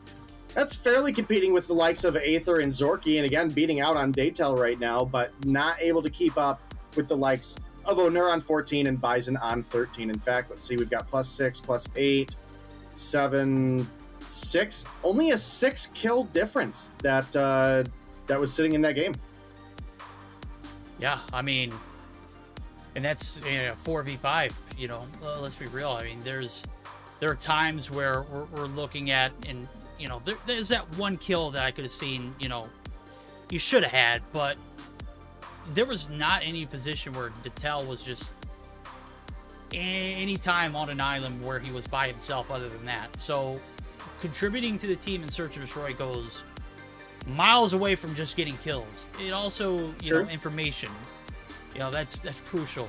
You know, reading the team. You know, if you have a feel of what's going on or a vibe of what you're expecting them to do or where you're expecting them to be, that's also crucial information. Obviously, we don't do listen-ins for Search and Destroy, but it would be interesting to see what, you know, if you peel back, you know, and kind of like peek in and see what's going on, what the thought process is. I'm sure he's pretty vocal. He was very vocal wherever he was before. I believe he was a part of that I2K roster, if I'm not mistaken.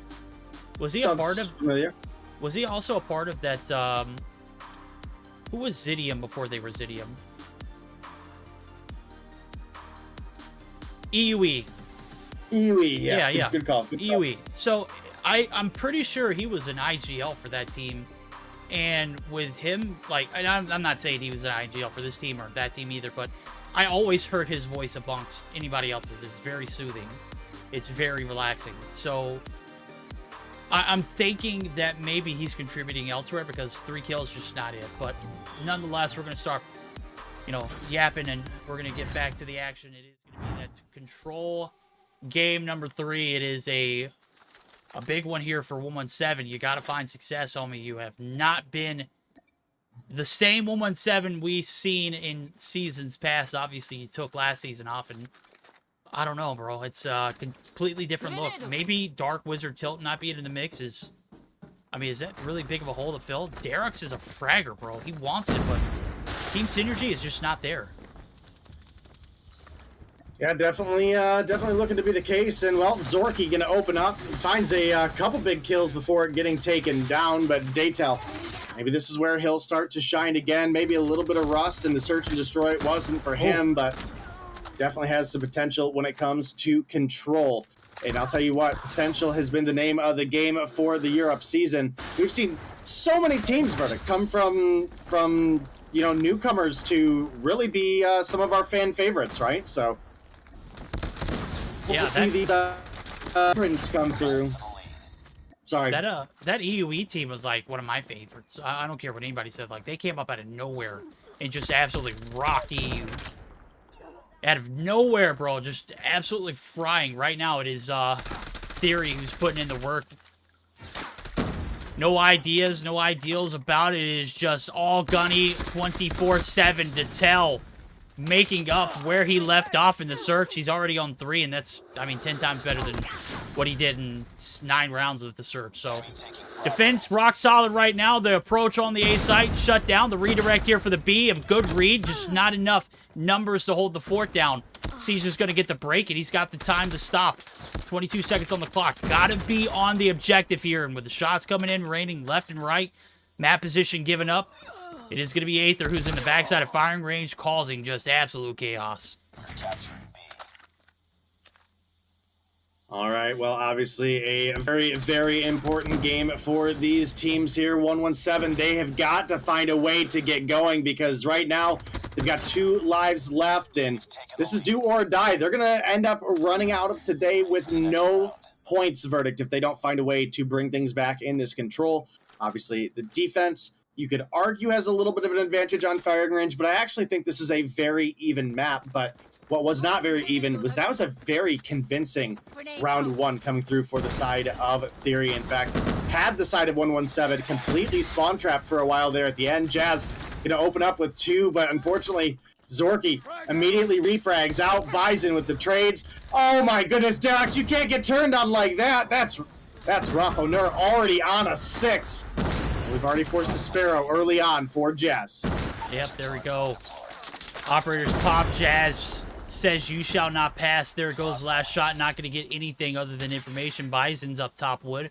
You see the redirect. Guess what, homie? You can't get the A site. Force the pressure over to B. It's going to alleviate. This is what it should have looked like for 117. It's just a better game here for Theory right now. Firing range is the name of it. It is a beauty of an objective-based one. As the control seemingly getting a little out of hand for them. They sparked up a little bit of interest on the B site that pulled the pressure off of A, but there's only 1 player left, and there it goes. Front door, the floodgates wide open. They're going to hop the hill, and that is going to stop the clock. 49 seconds. All you got to do is just pick up a few kills, count them, just kind of like Dom, make an approach towards the objective. And already in the first few moments of this attacking round, it looks so much better from Theory. We're almost there. Keep it up. We've taken. All right, well, so far, we've actually got an advantage this round. Again, maybe slight defensive advantage on Summit, but it is very, very minuscule, and we've got a 6 life lead now. Karma coming through with a big 3-piece with his Sparrow. You can see that A progress was stopped, so time is ticking away. Only 25 seconds left on the clock. Verdict and lives are quickly draining. Aether coming through with the wall bang. Nice little hop. Can he get the kill? Caesar got dropped. Whew. Bro, I felt bad, man. We got to write a letter to the family after that one. That was just... good night. Aether frying right now. They're going to be able to get some progress in, but the life count is dwindling. What looked promising is now going to be exiting stage left. The defense, they went rampant there, and 117 find a little bit of life here on the defending side for themselves now. They got to find success on the attack because it's 1 for 1. You go 1 for 1. You start off on the attack, you're guaranteed that 5th round on the attack. Got to find a way to swap it up. Don't even let it go to 5, 117. Put them out here. Find an attacking round for yourself, and Karma is going to be able to get the break there on the A site. And look at the clock. Plenty of time to spare as long as they maintain this control. And this is a big round for the side of 117. If they can pick up an offensive round victory and then be switching back over to the defense, they could really put Theory in an uncomfortable position and maybe force them to make a little bit of mistakes out of complete discomfort. Derox, nice little wall bang there. Definitely must have been some good comms. And speaking of comms, Verdict, I think it's a great time to go ahead and jump in for a listen with one of these teams. Who do you want to go with? Let's go ahead and dive in with 117. They're having a little success on the attack. We'll see how the comms sound for the strats. Cálate el que estaba ahí, tío. Zidium dead, Zidium. Calma. Easy win, let's go. 1 Zidium again, low. I go back. Son 3 ahí, bro. Bottom chin. We can go B, bro. Top chin dead. 1 Zidium, 1 shot Zidium low. Cajas, muerto. Office, 1 top, 2 office. I got one. Tengo Goliath. Nice spawn kill them. Los dos ahí, Karma. No, tío, es que me mato el ángel móvil, tío. Jugar kills, chavos, jugar kills. Calma, kills, yeah. Play for kills, Voy transportando, bro. I go top chin. On mid, One barrels. mid. Use the bullets. I got barrel This spawn is over. Oh, I can't kill him. There's one shot on B. On bottom chin. Sandbox now. Just play kills. All right, there we go. Comms, you heard it. Just play kills right now. It's a search and destroy for 7. We'll see if they can cap this one off with a little bit of attacking success. As we see, 1:20 on the clock. Time's definitely a wasted. Onur and Bison, they shut it down. The push over to the B site.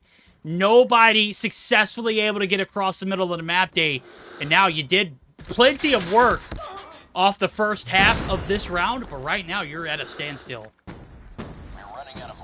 I gotta say, you might have left just a couple seconds too soon because there was not a whole lot of life and a lot of energy in the comms, and then as soon as you dipped out, it all came through. That fire is starting to burn, and with only one more kill to go, this could be the big answer background for 117 not found. Again, it's going to force their opponents to play a little bit different coming into their next offense. But they've got to find a way to get this last kill. It has been an all-blue feed. Boy. We were looking at 2 to 11 moments ago. No! Zorky finds action. It's a 3 to 1 verdict. No freaking way! I was like, Onur, you're the odd man out. Everyone else is on B, but he's holding his weight down. I don't know if this is a mistake or if, hey, look, I'll condone it. The shot's out. He's going to be able to find another. 1 life left. He finally gets nailed. The one that sticks out always gets hammered, but he did a lot of damage in the minimal amount of time that was allotted. And with 1 life left, I'm going to be honest with you, that was a big play out of him. I don't know how to feel about it. Now, considering we were looking at an 8-kill advantage at one point there, did you win for though? it to come down to a 1 to 1 Did you win though? Is absolutely huge. They didn't. They did not. No, they didn't. That's the thing. Like, I could understand getting a few kills, but that, you know, hunger to just continue to feast, like, you got to satisfy that. And obviously he wanted to, but he couldn't get away for that last one. Hella gun skill for Onur. Game-changing performance, but it's the... the Goliath almost gets joinked, but it is going to be Jazz who gets the final F. He's going to be able to pick it up. I thought it was wait. Was that his Goliath? Yeah, it was. It was Lucky's. Lucky who gets taken down. I caught it at the last second. It went down in the defense. And there it goes. This might be it right here, Dave. Oh, could it be looking like it? We're all tied up 19 to 19 with the round advantage right now in favor of 117. Whoa. And they've got the defense for this round as well. So they're in a prime position to maybe give us a game 4. And, well, these series are definitely longer, but I got to say the action is here. And Jazz, inside of trailer. You Verdict, more than anybody should know what kind of damage a Goliath can do on the inside of trailer here. Oh, For anybody who boy. maybe misses that reference, back to Verdict playing in one of the Trovo showdowns. Lockdown trailer almost single-handedly with a gifted Goliath, but The whole big second rotation half. out of Caesar. The whole second half, yeah. Yeah. Big rotation out of Caesar. He's in the spawn site, but guess what? You're busy picking away at the spawn. They're putting in work over at B. Aether going to continue for the calls. He's going to be on a little bit of a rampage right now. Get some shots. Derek's finally shuts him down, but 24 seconds left to go on the clock. You got a Goliath at A. You got 2 men over here at B holding the fort down. Pick your poison. It is Zorky who's got a little bit of lane control. The A site looks like it might be shut down. They finally hop the hill, but Day, it's a 5-7 life count. It's a toss-up at this point. And Onur, last ditch, the wall bangs. Oh, boy, you got to love the ricochet shots coming through. A is going to be capped. That's going to extend our time, but you literally only have 3 lives, Day. Can they hold out now 2 as Derek's finds another Jazz, peeks his head in the trailer, doesn't like what he sees, sent back to the nether realm. Is time on the clock, 1:10. Everything's coming out of the pocket for this one. Yeah, it definitely is, and right now, unless a miracle happens, it looks like we are going to get a game 4 here, Verdict 117. We said this is where they needed to swing back into their favor to get some points on the board. They've got at least 1 map locked in now, and well, they got a hard point coming their way. We got to see a little bit better performance this time around because, you know, this is a team that we expect to be competing towards the top. I think you definitely made a good point when you mentioned that this team has not looked the same without Dark Wizard Tilt, but this is still some solid veterans we've got in the mix here, and well, they're going down a little bit in the series right now, 2-1, but not down without a fight as they snag away a control that didn't look like it was going to be possible. Yeah, and you know, I go back to that one last kill from a few rounds back. Sure, Onur was doing everything he could to reel it back in, and he did. I think he found like 6. I think he was on a spree of 6 before he finally got shut down. But are all those kills worth it when... you know what? I'm sitting here babbling about something that could have gone either way. I mean, you retreat back to B, and all it takes is one bad gunfight, you lose, and that's it. He put up a hell of a fight, and 31 and 23 for the man, but on a losing effort, 3-1. As 117 have booked their tickets. They're on a redemption tour. They're looking to put on a show for us, and guess what, ladies and gentlemen? That's going to take us to our second hardpoint of the day. It's game number 4 bound. We're heading over to standoff to see 117 still hanging on by a thread, but Theory Gaming, they have been possibly one of the more consistent teams in this matchup so far. 100% more consistent.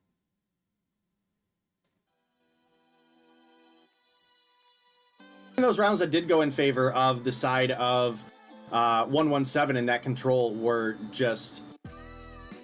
they were close. I mean, it came down to, again, you had an almost 10 life lead. It came down to 1. They were finally able to close out that last kill. But even that defensive round that they had, I mean, that came down to a 4-1. You know, if we would have seen a spree come through for the side of Theory once again, that could have easily been a round 5 of that control, and maybe that game ends a little bit different. So definitely got to work on that consistency. Got to work on that team coordination as well, because that has definitely been very lackluster today for the side of 117. I mean, they're a team that I think definitely has the talent to compete with Theory Gaming and even beat Theory Gaming on the right day. But it's not looking that way today, unless if they're able to take this control win, which they narrowly escaped at that. And they've got to use that momentum here for a hard point, because the hard point was Theory. The Search and Destroy was Theory. And that's all we've got left in this series. You're not going to see another control in this best of 5. So 117, they've got to show up, and they've got to show up in a big way. Yeah, no presumptions about it. It's Theory Gaming coming through with some pretty massive performances so far. And based off what I saw off the control, I mean, I think that was a swing toss-up. You get a little bit going your way. It still could have gone either way. And Onur frying the way he was. Ultimately, it was the demise in that last round for them on the defense. But it was a fight. It was a fight for a losing effort, right? Well, they still got their wits about them. They still got a 2-1 lead. They still have a way of shutting this one down. But you can't let the 117 train take off. It is certainly in a position to kind of come back and haunt you. We'll see if the hardpoint standoff's any better for them. Maybe we'll get our first peek in of regular season matchup going to the distance in game 5 bound. I'm excited to see how it pops off now as we're going to get geared up for it. Based off what we've seen in the hardpoint earlier, standoff's certainly a lot different than Summit, but a lot of close quarter combat fights on these objectives could be a little bit more of a translation for Theory. And their gunnies have been just absolutely immaculate. Well, I definitely got to agree with you there. I mean, this is a team that, you know, I think definitely can benefit from having the likes of Daytel, having the likes of Onur. But, I mean, Bison, Aether, Zorky, I mean, these are guys that have definitely been upcoming players in the past, and they continue to look good here today. And right now, it's a blue feed off the rip as Hardpoint opens up. Lucky gonna find the refrag to stop the bleeding, and there's gonna be a break coming through. But P1, not gonna be a big money hill. Not gonna be one that you're gonna be able to consistently hold here on standoff. So really going to be about the team that makes that that early rotation over to P2 verdict. Yeah. And possibly is able to get some momentum rolling there. Yeah, you're absolutely right. Right now, it's back and forth effort. Shots raining in. Onur's on a spree. Homie is literally sitting on a Goliathan pocket if he can maintain this objective and play his life. At this point, you need to read the room, get out of the objective. He gets a little big for his britches and gets shut down. That is going to be a massive score streak that you could have had that you don't. The ego chows, though, I love it. Love it. Juices are flowing. The shots are accurate. You got to be handy with the steal. And the man in the objective, Onur, when he's slaying out the way he is, that is a problem that 117 has not solved yet. We'll see now if it makes or breaks this 117 team now. Oh, boy. Onur pops the Predator, and I don't know what happened. It looked like maybe a trophy was there, but very unfortunate timing for him. Nonetheless, he is continuing on his rampage. And Theory absolutely slaying away now. It's 15 seconds chunked off the clock there. Not a single contest in sight.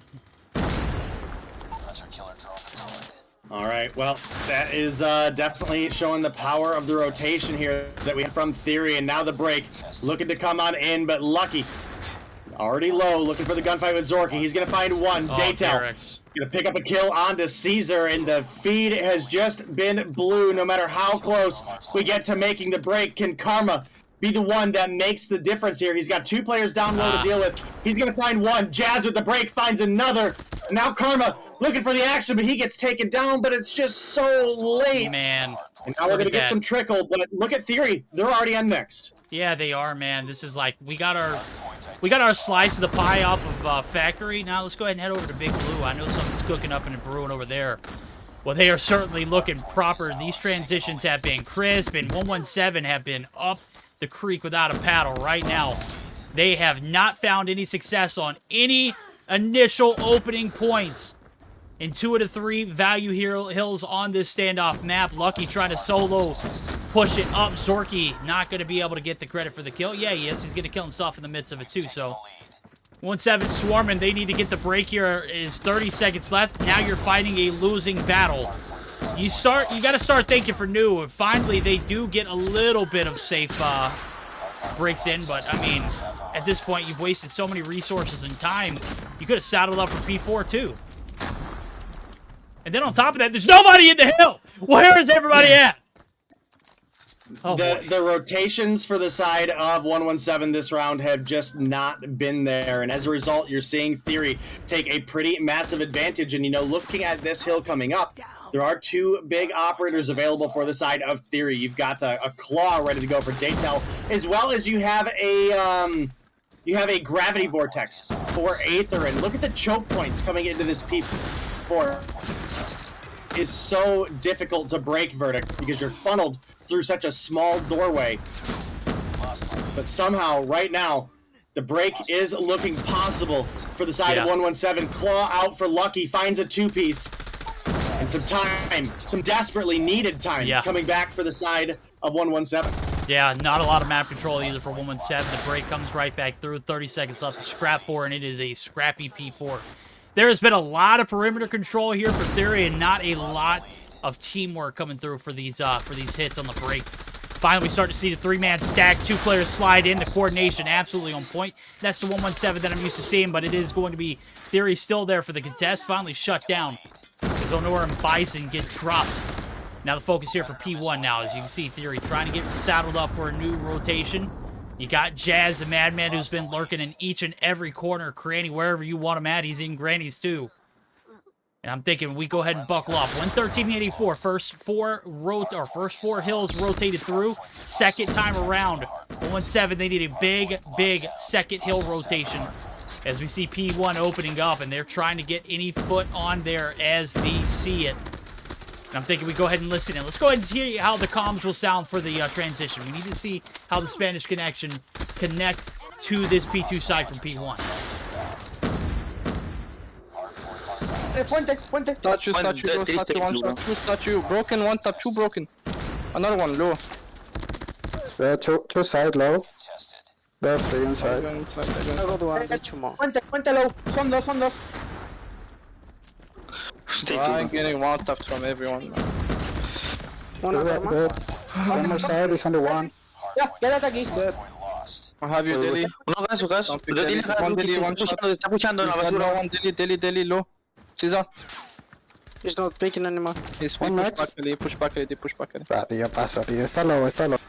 Right, love the comms. I heard a little bit more than you know, I'm used to. I think we are capping it off at like a certain amount of time for these listen-ins, and I think we got a good bit of information, but not enough flame behind it. You know, you get the call out, set up new. There's nobody new. Everybody's getting dropped. It's Theory on the point. I guess you can't make a break unless you've got the kills to come and show for it. Right now, the kills are just not showing up in yellow. It is all blue across the board, Dave.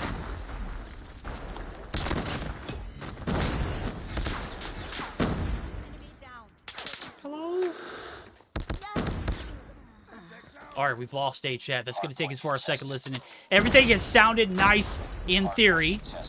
We're going to go ahead and jump in with theory to see how they sound off now. There's 15 seconds left to go here in P2, and they are locking it down. Bison holding the fort down for the squad, and they've got the setup on new. Top blue is where we're going to see this one open up, and we're going to go ahead and board up with the side of Theory Gaming. Let's go, guys. Be careful. They spawn back alley, I go back alley for spawn kill. One barrel. Two barrel. City tank. I need help. Dead barrel. Barrel dead. Back alley, jump up. On the roof. Roof dead. Daily wall. Bottom. Three back alley. Two dead. One Blue one. That's the tank. I'm coming. Top stairs. Stairs. Be careful. In the stage, two in the stage. Three. I have back alley. Four bottom blue. Two inside. Man, I got to say, there is night and day differences in the VCs of both of these teams. And 117, they sounded lackluster. I get it, you're getting beat. But there's still got to be a little bit of a sense of urgency in the comms. And there was theory. There's nothing about it on paper. It is textbook. Just absolute perfection, if you ask me. A lot of small talk being tossed around. The kills being confirmed. The call-outs are absolutely crucial. And Day, I don't know if you got a chance to listen in, but you might have missed out on some pretty solid comms there from Theory Gaming. I was trying to figure out what was going on with my mic. Apparently Discord just decided it was going to no longer detect it, so I had to follow the cable, unplug it, plug it back in, get it reselected, and hopefully you can hear me now. Yeah, I can hear you perfectly, loud and clear. Oh, fantastic. Absolutely fantastic. Well, we do have a new mic on the way, chat. I know mine has not been the best, but we're working on it, so... Oh no! No! No way! Trophy buff OP. Why do trophies eat black holes? I don't know. That's a very, very, bra. I mean, that's a bra moment right there. Right now, the break going to be sticking here. Even without a Caesar who popped one shot off of his vortex. And let me tell you, he was fired into oblivion. The break coming right back in Theory. Trying to close this one out. They've set up shop here. And one player is all that is needed when nobody is able to successfully make their way over into the middle of the map. It is controlled P4 break. 25 seconds left and needed here for the side of Theory. Ain't no ifs, ands, buts about it, Day. This is just an overall solid performance for the 4-game spread so far from them. Yeah, it definitely is, and they've got themselves a very comfortable lead right now. Nobody's got streaks on board, but, you know, speaking of streaks, there's one streak that I've been mentioning is actually really huge. I think all teams should have one player ready to run, and if you look at Zorky, that's Zorky running that EMP. If you do get an enemy Goliath on board and you've been fortunate enough to streak out, you can essentially immediately destroy that, whether it's inside, whether it's outside, whether it's across the map. So definitely a big factor. And I think Awaken from North America is maybe the first one that I saw really optimizing. I'm trying to make that happen, but Karma, what? Bro, did you see that? How do you know? I don't even want to know. It's been good comms, man. Look. Maybe it's just like good karma coming back on him, man. It's just like, hey, let me just fire this spot. This is a notorious spot. The flicks, bro. Right now, it doesn't matter. It is going to be the breakdown, the shutdown here in P1, the courtyard.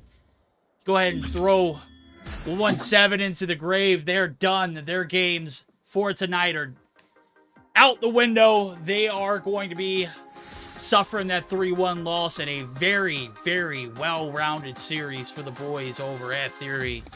Ain't no ifs, ands, buts about it, bro. We made a assumption that they were going to take this one. You were right. Speculation's up for grabs. Theory Gaming. Rockstar. Okay, I'm done with all the puns, bro. I'm done. I'm just done with being disgusting for the day. 49-18 Onur. Disgusting across each and every map we saw from him. Yeah, definitely a big factor for this team. I mean, came through in this final game. May have only had 45 seconds on the hill, but that's still approaching a minute. And was able to drop a 49-18 scoreline. Absolutely disgusting performance coming out of him, just shy of triple positive. Look at the rest of the team, and for the most part, we were doing pretty solid as well. You have Zorky on a +9, Aether only on a -6, but both of them came through with 2 minutes and 40 to 47 seconds on the hill.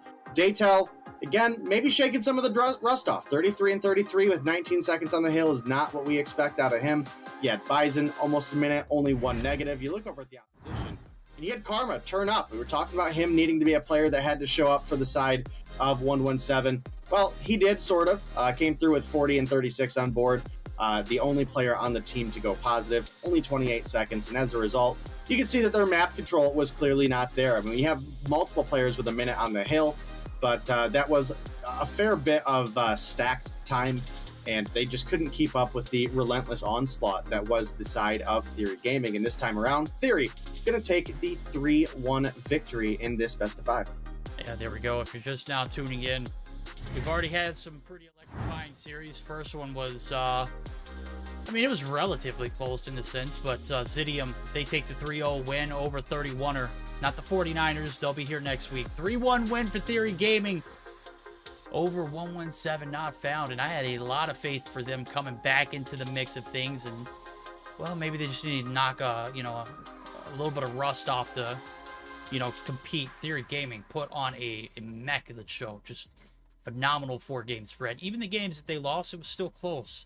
The control, I mean, it was, a few questionable calls on the fence that we led them to a heavy deficit, but that leaves us with one match left for the night, ladies and gentlemen. That is going to be Nova Esports and Astra making their debut for Mobile Mayhem. Day, I know you're ready to get this one started, as we are going to be jumping into NA later on the night. We might have a full show there too as well. Right now, timing, I mean, I think I planned it pretty perfectly. I mean, this is what we expected. We have some matches go further than others, but then we see, the vast skill gap in others, and it's perfectly balanced. Only 3 matches of the night, and we're still on pace to finish in according time. Definitely helps with the watch hours. Well, I mean, look, if you've got a banger of a matchup, who wants to see, one mess up and it's a 2-0, right? And then we also got Stage 5 coming up. That's what we need to be prepping for. And I get it. There's only 3 teams from this region, preparing to face off against some of the best in the world, face to face. But let's be real. Let's go ahead and get that, like, the new norm. I don't want to see best of 3s anymore. Hopefully we won't ever see that. I mean, maybe we might have to switch. I don't know. Whatever. It doesn't matter. We're going to go ahead and take a short break. We're going to get geared up for our last series of the night. As I mentioned, it's Nova Esports and Astra. So if you want to catch a Stage 5 qualifying team, they're going to be competing in Raleigh for, participating for Europe. You don't want to miss that one. So we'll be right back after this word from COD Mobile. And as soon as players get in, we'll be good to go.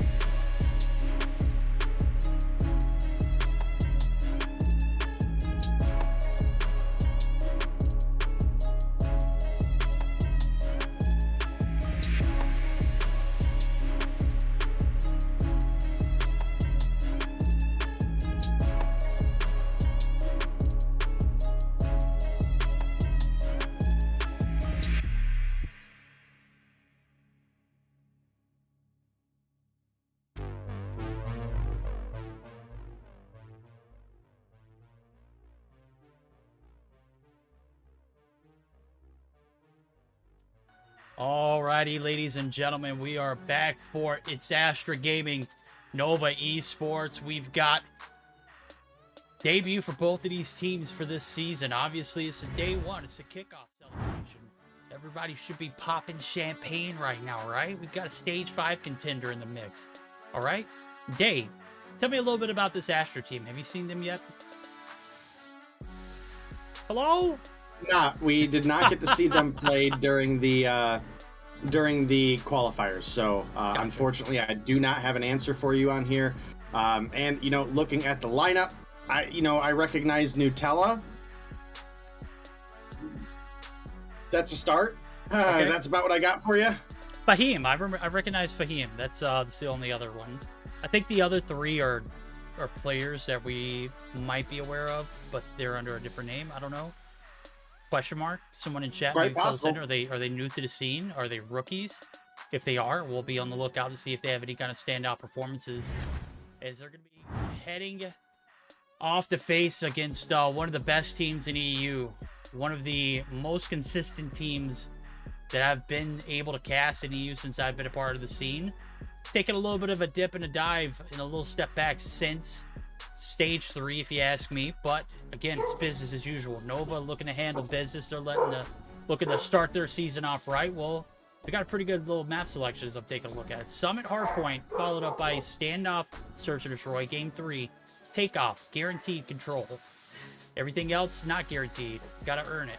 It's firing range for Hardpoint. If it does go the distance, we are going to see that raid for a final Search or Destroy. Slums and Hacienda are banned, Purifier and Annihilator off the table. Day.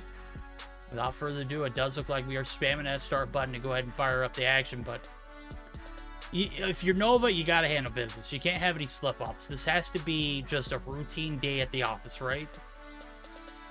Yeah, you're definitely right on that. Nova, you know, when we talk about this team, even though Animus did come through and win our last, major event, Nova, one of the things that we always tie to this name is consistency. So to see Nova bounce back and not have that passion, not have that drive to win, not have that drive to prove to their fans at least, and to everybody watching that, maybe stage 4 was a fluke. Maybe they just had an off day.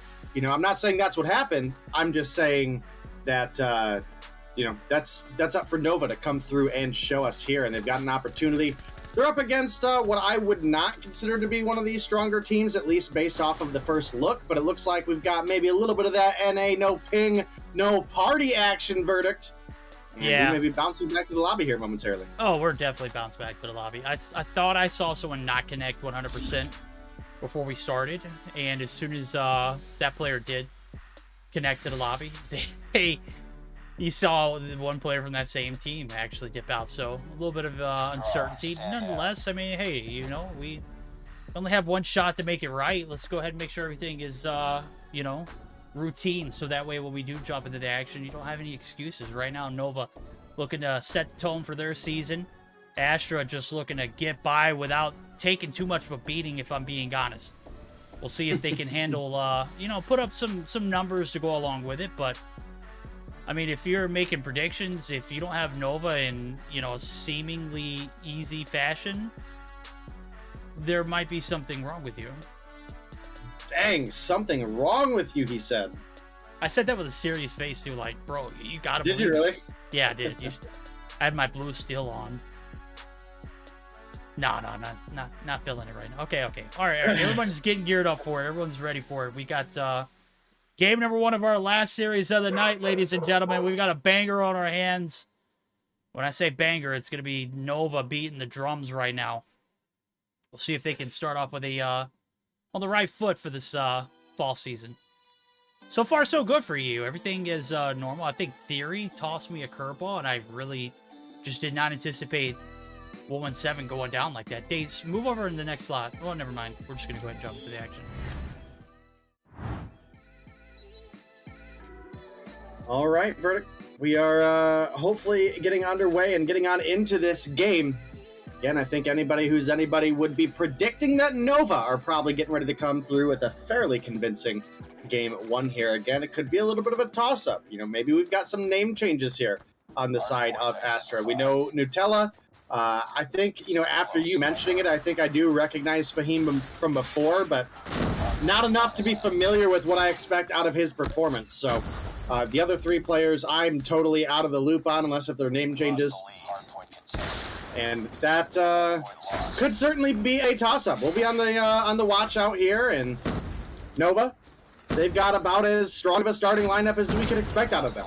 No, we can. And as a matter of fact, I was taking a look. I was like, I don't even know some of these guys on the flip side of the screen, but I can't even pronounce their name either, so that's not going to make it easy. I'm not going to get to know you if I can't say your name properly. I feel like a complete JA. Right now I'm JK. It's Saturn's. He's not kidding. He's not playing. He's on the objective, and he is frying right now. 4 under his belt, and he's got the R9, the doof. The far frontier. It's got some range to it too, bro. The long shot. Hardpoint sealed, signed, delivered. It is going to be P1 going down to the books, and a little bit of a lead here for Nova to start things up, but it's still a pretty balanced game right now. You taking a look at it, it's only an 8-point difference. It's exactly what you expect out of a P1 off of a map like Summit. Yeah, I definitely got to agree with you there. They're looking pretty at pace with each other right now, which I think is big for the side of Astra.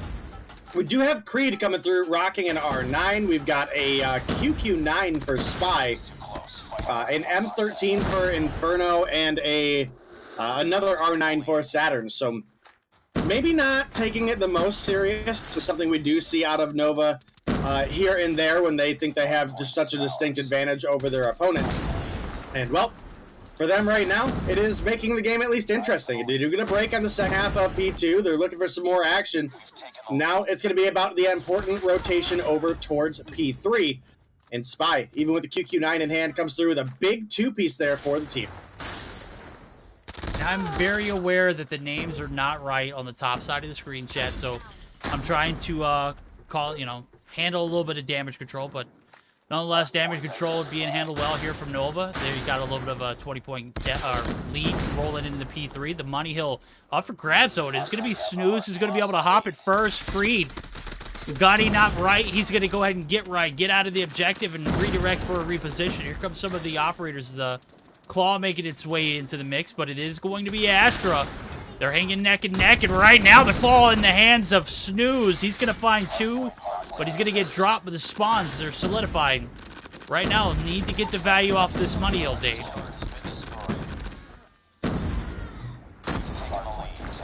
All right, well, a difficult break to try to make, but we do have the side of Astra on the money hill first. Spy coming through, Sparrow in hand, finds 2, finds number 3 as well, taking down Nutella.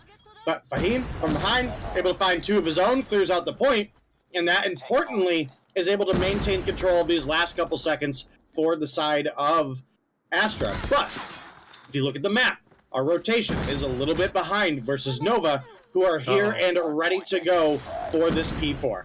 Yeah, now that'll just tell you how big of a vetted team this Nova roster here is. I took a look at Creed, and I was like, man, there's plenty of time to spawn out. Nonetheless, he holds off. Watch the kill cam. The patient pays off. And when that point closes off, new is open, and you see that little arrow hovering over it, that's when you spawned in, and he did it perfectly. Got the deep spawn. Now it's all about holding off the push. Snooze with a hit. He's going to have one with him, but they're both going to get dropped, and right now, Nova, they're rocking and rolling. They're locked and loaded. They are 100% focused on this P4, and right now, they have not given away any points off of it. So, lead back in their hands, 30-point advantage in rolling. And not an answer back from Astra. Now, the spawn's getting a bit spicy if you look at it. Nope, that is going to be locked down, though. Very unfortunate here for Astra, but they put up a hell of a fight in that P3 site now. Game's not over. Still got plenty left to play, but after this first set of hills, it's like a little bit of a hefty margin here going over in favor of Nova. And I mean, if you didn't expect it, well, I mean, I don't know what to tell you. All right, well, the 50-point lead right now in favor of Nova, and they could be looking to extend it. We've only got 1 streak on board. That's going to be a Predator missile for Saturns, but here's another call-out for it. Again, we saw Zorky with it earlier. We do have 1 player rocking AEMP, and I think this is very smart, specifically for the Stage 5 teams moving forward.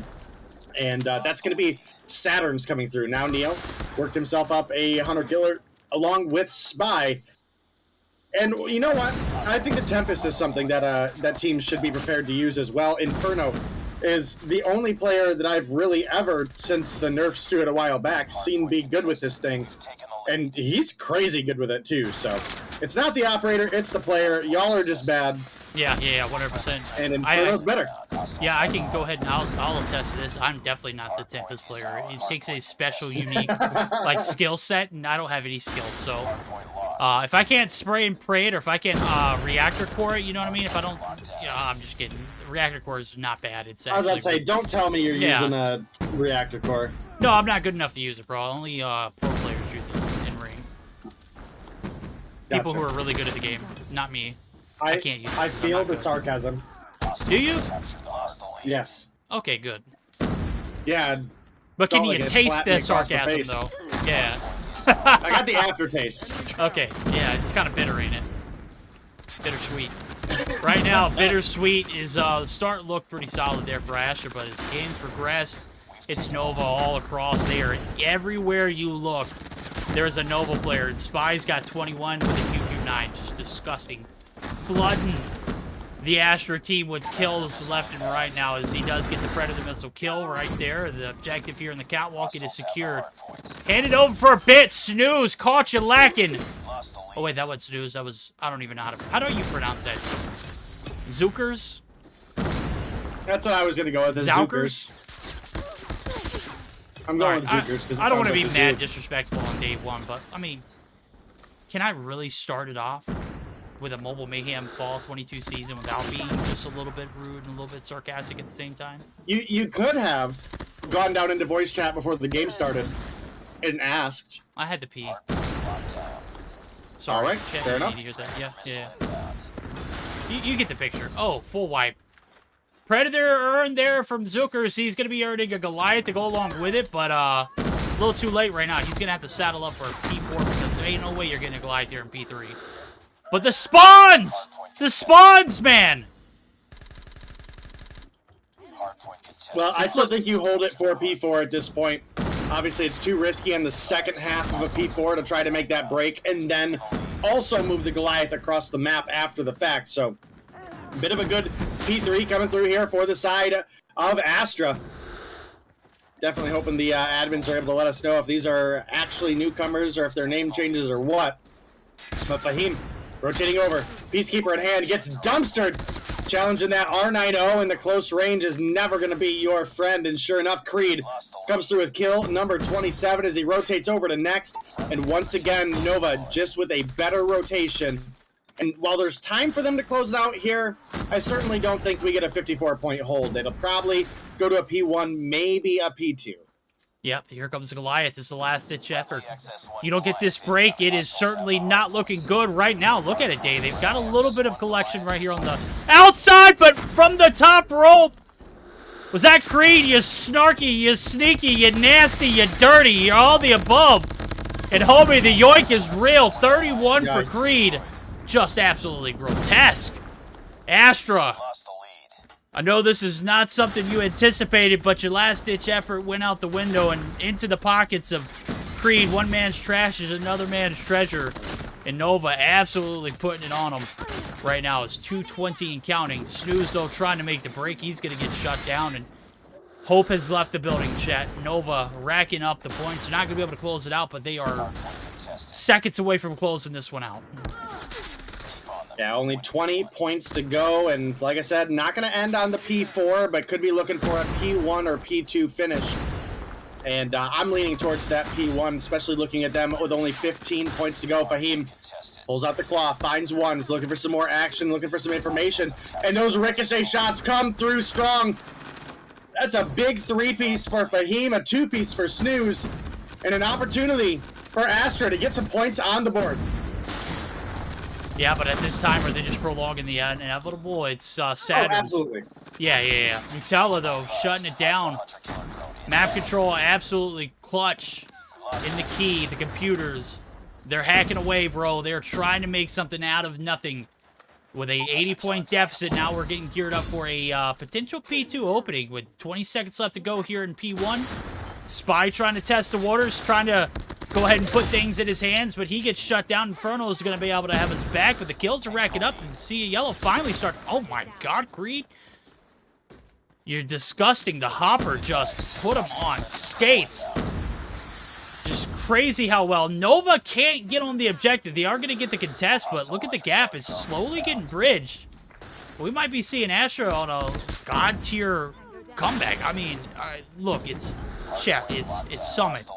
Things can change relatively quickly. We'll see if it does, and it goes in favor of Astra now as they've racked up the kills, but they are going to be eliminated off the point. Nova finally getting a little bit of breathing room, but can they shut it down? One last hit here for Astra. I'm going to go out on a limb here, and I'm probably going to catch flack in chat for it. You know, that's okay. This has been a game where Nova have not taken their opponents seriously in the slightest. They stuck through the off-meta weapons pretty much the whole time. And I already know what some of you guys are going to say. The R90 is meta. You're right, but those are not our normal players that we see running an R90, let alone two of them. And then on top of that, we had Spy rocking a QQ9, and we had I think it was Inferno maybe rocking the M13, and I know what's coming with that too. Those are good weapons. They're really good right now. You should try them, Day.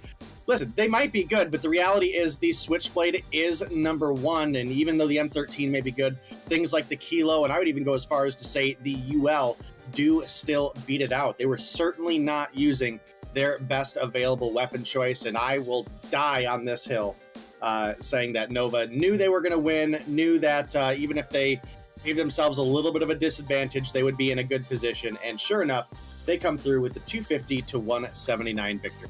Now, speaking of people dying off the hill, good night, Nutella, bro. 23 and 38. Picked up a hell of a lot of hill time, but that's a tough one, man. When your objective player is going -15, that's a tough way to go. Nova handling business as normal as we get, I'd say normal. It's off-meta choices. That's normal, right? 36 and 25 for Saturns, who popped off with the R9. 41 and 37 for Creed, who is still washed.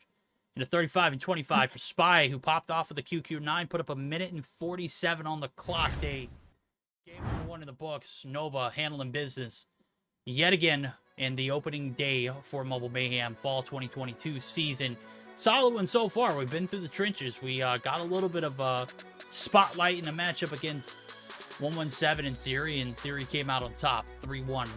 Right now, we're looking at Astra. Can they find one map? Based off of Day's intel, they're using off-meta, Nova is. So there's got to be a chance that we see, we've seen it in seasons past too, right? A little mistakey in the Search and Destroy.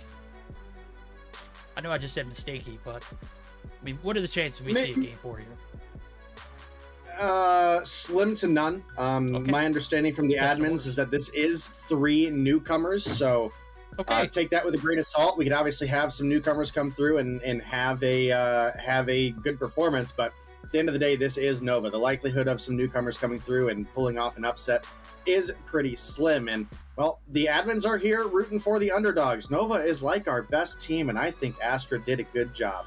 You know what, Miss Merck? They did good too, yeah. They did good against a trolling Nova. That's my hot take. Look, troll or not, they put up 180 points. Okay. Mm-hmm. Yeah. I mean, statistically speaking, that's almost better than 117 did tonight, right? No? Okay. Well, all right.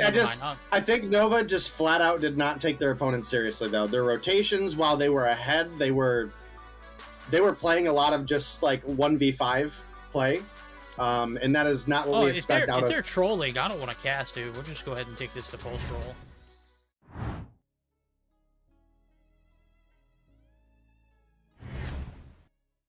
The day. We're back, chat. We didn't end. I'm just kidding.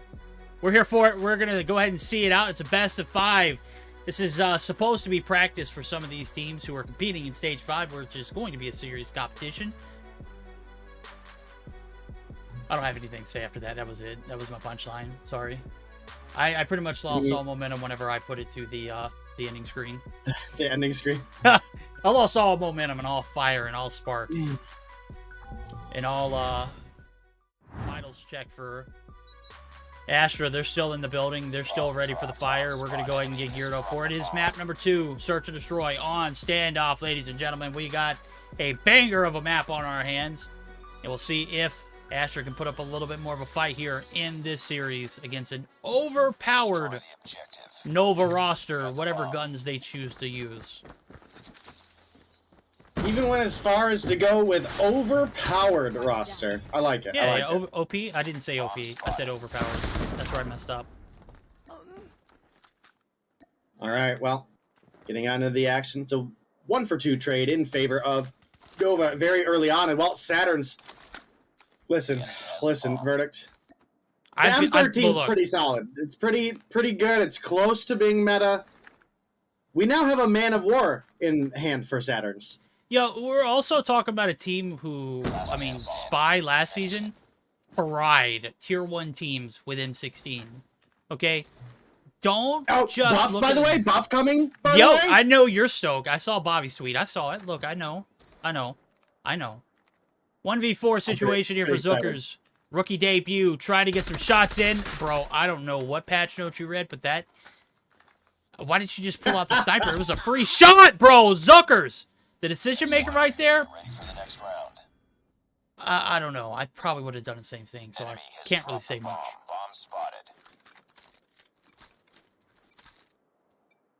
All right, well, you heard it here first, chat. Verdict.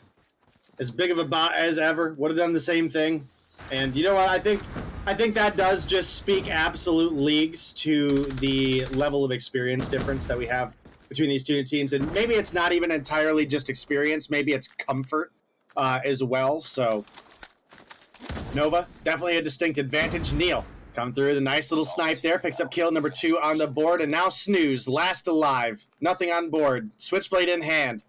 Definitely has the possibility to maybe pick up a couple kills here, especially if he's able to get the angle onto Neil here on his rotation. Sure, you hear the dinosaur. Oh, this is rough. It's right into Creed. Oh, my. Oh! Okay. Caught time goes your way. You snooze, you lose. Catch you lacking. You won't be slagging. Can you imagine if he would have beamed Spy off that heady too? Yo, imagine Dragons. And then also imagine Nova in a 2-0 spot here in the Search and Destroy. Ladies and gentlemen, you came to spectate a Stage 5 qualifying team. Well, this is the intel report you're going to get off of it. They're trolls. 100%. Almost got dumpstered there that last round by one guy. Almost. It was very, very close there for a hot minute. And this time, it is looking actually pretty decent for the side of Astra as they find a 2-for-1 trade. Fahim does drop, but he's able to get killed. Number 3 on the board before that. And now with another trade coming through, that's going to be Saturn's taking down Mirage Lior. And, well, he immediately gets refragged out. Zuker's going to find the double. And Astra find themselves on board. There we go. Caught him lacking. That's all you need to do. Make him pay the price. Nova caught off guard. The A hit just was not anticipated. Everyone was caught out of position. Kills left and right now. So we're going to see another one. If it was successful the first time around, let's go ahead and divvy back for a second taste. Guess what? Neil's in your face. He's going to get shut down, though. He finds one before he goes. That is Fahim and Nutella tag teaming up for 2 kills in the feed. Saturn's picks up his 4th. Almost his, yep, there it goes, 5th. In the 2-piece to shut down this A push, but we got a 2v2. It's Nutella and Fahim and Creed and Saturn. There's a little bit of Fidosi-Do who's ready to dance. I can 2-step if I need to, Saturn says. Well, guess what? Fahim just, oh my god, dabbed on him. Just, I mean, nobody has dabbed since 2020, but that one right there, just disgusting. I don't think that's true. I feel like you have dabbed far sooner than 2020. Too bad you can't see my face cam right now. I literally dabbed as soon as I said that. Yeah, I'm not at all shocked. So, you know what? We're going to take that as a dub, chat. And poor Verdict's just going to have to live with the fact that he admitted that he dabs live on stream. Hey, what chat doesn't see won't hurt him, right? Oh, you should have switched for the dab, bro. No, dude. Oh my god, if you're gonna be cringe, go all the way. Yo, Spy, bro. I mean, you're about to get your rear end handed to you on a platter. Thank God you had a little bit of reaction time right there, but dude, I don't know what these shots are on or Nutella. The bullet spread accuracy. Oh, alrighty. Okay, yeah. Let me tell you, Fahim, you know, being one of the players that we recognize is actually kind of frying, though. I mean, I got to give the dude some credit. He did pretty well in the hard point, and now here he comes through. He's 6 kills deep already in the search and destroy, and that's not just top frag for the team. That's top frag for the lobby. So definitely some big performances coming through right now for both these teams, and right now we've got an advantage in favor of the side of Astra. Yeah, cheeky kill there from Fahim. He picks up his 7. The ZRG popped there for Inferno. He's opted to put away the Man of War, but he's handed it off to Saturns, who has, and also Spy, who have committed some cardinal sins right now, I'm going to be honest with you. They're in the middle of the map. Oh, the wall bangs. Spy, you're better with the M16, though. I don't know why you just don't hold out for that buff. We'll see if he can catch Fahim off guard. The heady, just not a safe place. That's usually where I go for peace and quiet, but certainly not a great one there. Zuckerberg and Miraculous do a pickup too. Zuckerberg's the last one. Saturn's gonna be able to beam him across the map. He said he hates Facebook, so do I. 3-3 tied up as we flip sides. Nova square off. And Astra. Bro, I'm literally trying to keep them from sinking right now. Well, that might be a difficult task, Virtus, because right now, Nova, you know these guys aren't going to be dropping a game versus the newcomers on day 1 of the broadcast, right? Surely that doesn't happen. Expect Nova to, even if they keep using some of the off-meta stuff, they'll probably turn up the jet. What is going on with my computer? I don't know, bro. A convincing route does come through. Yeah, my whole game started to lock up too, and you told me that I was cutting out last time that happened, so I just knew right away that was a thing. We've even got the nice little oil can suppressor on our Man of War here for Spy. Bizarro's in chat says Q9 played lag in 100 MS, and they managed to destroy some teams. Not destroy, but win, I guess. There's a difference. Facts. All right. No, Facts. thank you for that tidbit of information. We appreciate it. Fahim right here on the heady. He has not picked up a kill since Dave mentioned his name earlier. Well, he picked up 1, but it's been a little lackluster since now as the 4v4 retake is on. Bomb's been planted. 40 seconds on the clock. No kind of anticipation for this push. It's all or nothing here on the barrel side. I mean, you got Fahim who's straddling this mid box, but let's be real, it's not really a good position. Now it's finally coming through for the pinch, but he's a day late and $1 short, and also a missing ahead. 5-3, Nova taking the lead and running away with it as we flip sides in the attack. Bro, it is nothing but the simple things in life that make us just appreciate how easy it is to get to A for them and how easy it is for them to get this bomb plant down. Yep, and the lead starting to push ahead for the side of Nova. And look, this time around, they are going for the B plant. Early couple kills do come through, and that puts us in a 5 versus 3 scenario. And you've got Nutella. So you got the snipes out up. That was Neil, wasn't it? From where? Aye, top grannies. They're demons, bro. They're just built differently. The wall bang, absolutely incredible. Neil, you're one of my favorites still in EU. Love you. That's all I gotta say. Nova, they're cruising past Astra now as we had a little bit of concern on the first 6 rounds, but what are we doing here? Is this a party in the barn? Okay, we got a barn party. I just want to queue. They are attempting to 1v5. Do you remember when I told you that Nova is not taking this team serious at all? Oh, there goes Creed's dead. Who they're gonna send out next? And now one more will go. Yeah. It's Inferno. He's gonna try his luck in the water. He's got a sniper in hand. Oh, shut down. Not nearly 2 steps out. Now they're gonna. Oh, Neil, he lost out. He picked this short. I gotta open chat for this one. Yo, oh my God, bro. Okay, here we go. 3rd champion, it's Neil. He's trying to fight the whole team there of Astra. And Astra, I don't know if they realize it, but they're getting... Forces sit in 1 by 1. Neil just pooped the bed right there. Now it's Spy's turn. Oh, 3 steps out. Saturn's, the jig is up. Zuckers picks up 2, and a little bit of confidence builder round for Astra. Well, are they going to continue this day? I'd love to see it. I'm sure Astra would too. I mean, I mean, if you're gonna troll, why not full send, you know? Alright, disappointed, Nova. Very disappointed. You guys disappointed. tried to make a Very. statement. You tried to Bruh. make a statement, and you lost. And now that statement is null and void. They look like 117 in that search and destroy earlier. That's basically what it was. Yikes. Yikes. Shots fired. Collateral damage 117. You know what? You can blame Nova for that one. Definitely catching strays, that's for sure. Oh, Inferno's catching strays. He's catching a lot of things, and it's not accuracy. Just absolutely violated, dumpstered. A little bit of momentum, a little speed, a little momentum, and it goes in the way of Astra now as they are rocking and rolling. Fahim's sitting on 12 day. He is cooking right now.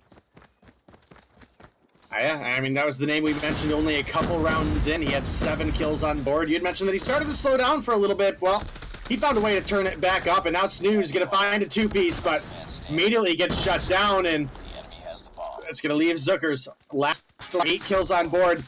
Almost found a kill off the heady, but was dangerously low himself. Decided to back on off. A little bit of pre-fire there. Peacekeeper in hand. Definitely a strong option. And, well, Inferno is here. Deagle in hand. Sees him coming. Switches to the Peacekeeper. Free kill comes through. And the 7-5 victory coming through for the side of Nova. And, well, let me tell you, I called it during that last match that this team was not taking their opponents seriously. And it might have only been 1 round, but after what we saw there, I don't think anybody could disagree with me. You know what? I don't even think I can congratulate them for that one because they were. That was they fairly did poor not. sportsmanship. I don't care about that, bro. What I don't care about is if you're going to troll, you got to commit to the troll.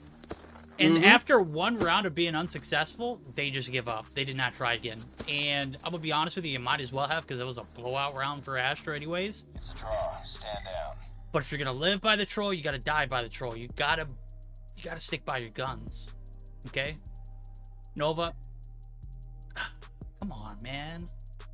I need to see at least 1 more effort in the 1v5 scenarios. Okay? All right, now fell Nova flat has on your to. face. What I'm understanding is for redemption, Nova have to 1v5 get to game control. 5. They need to get to game 5, and we play search and destroy again. And they need to see if they can win 1v5ing over and over again. All right, well, you heard it here.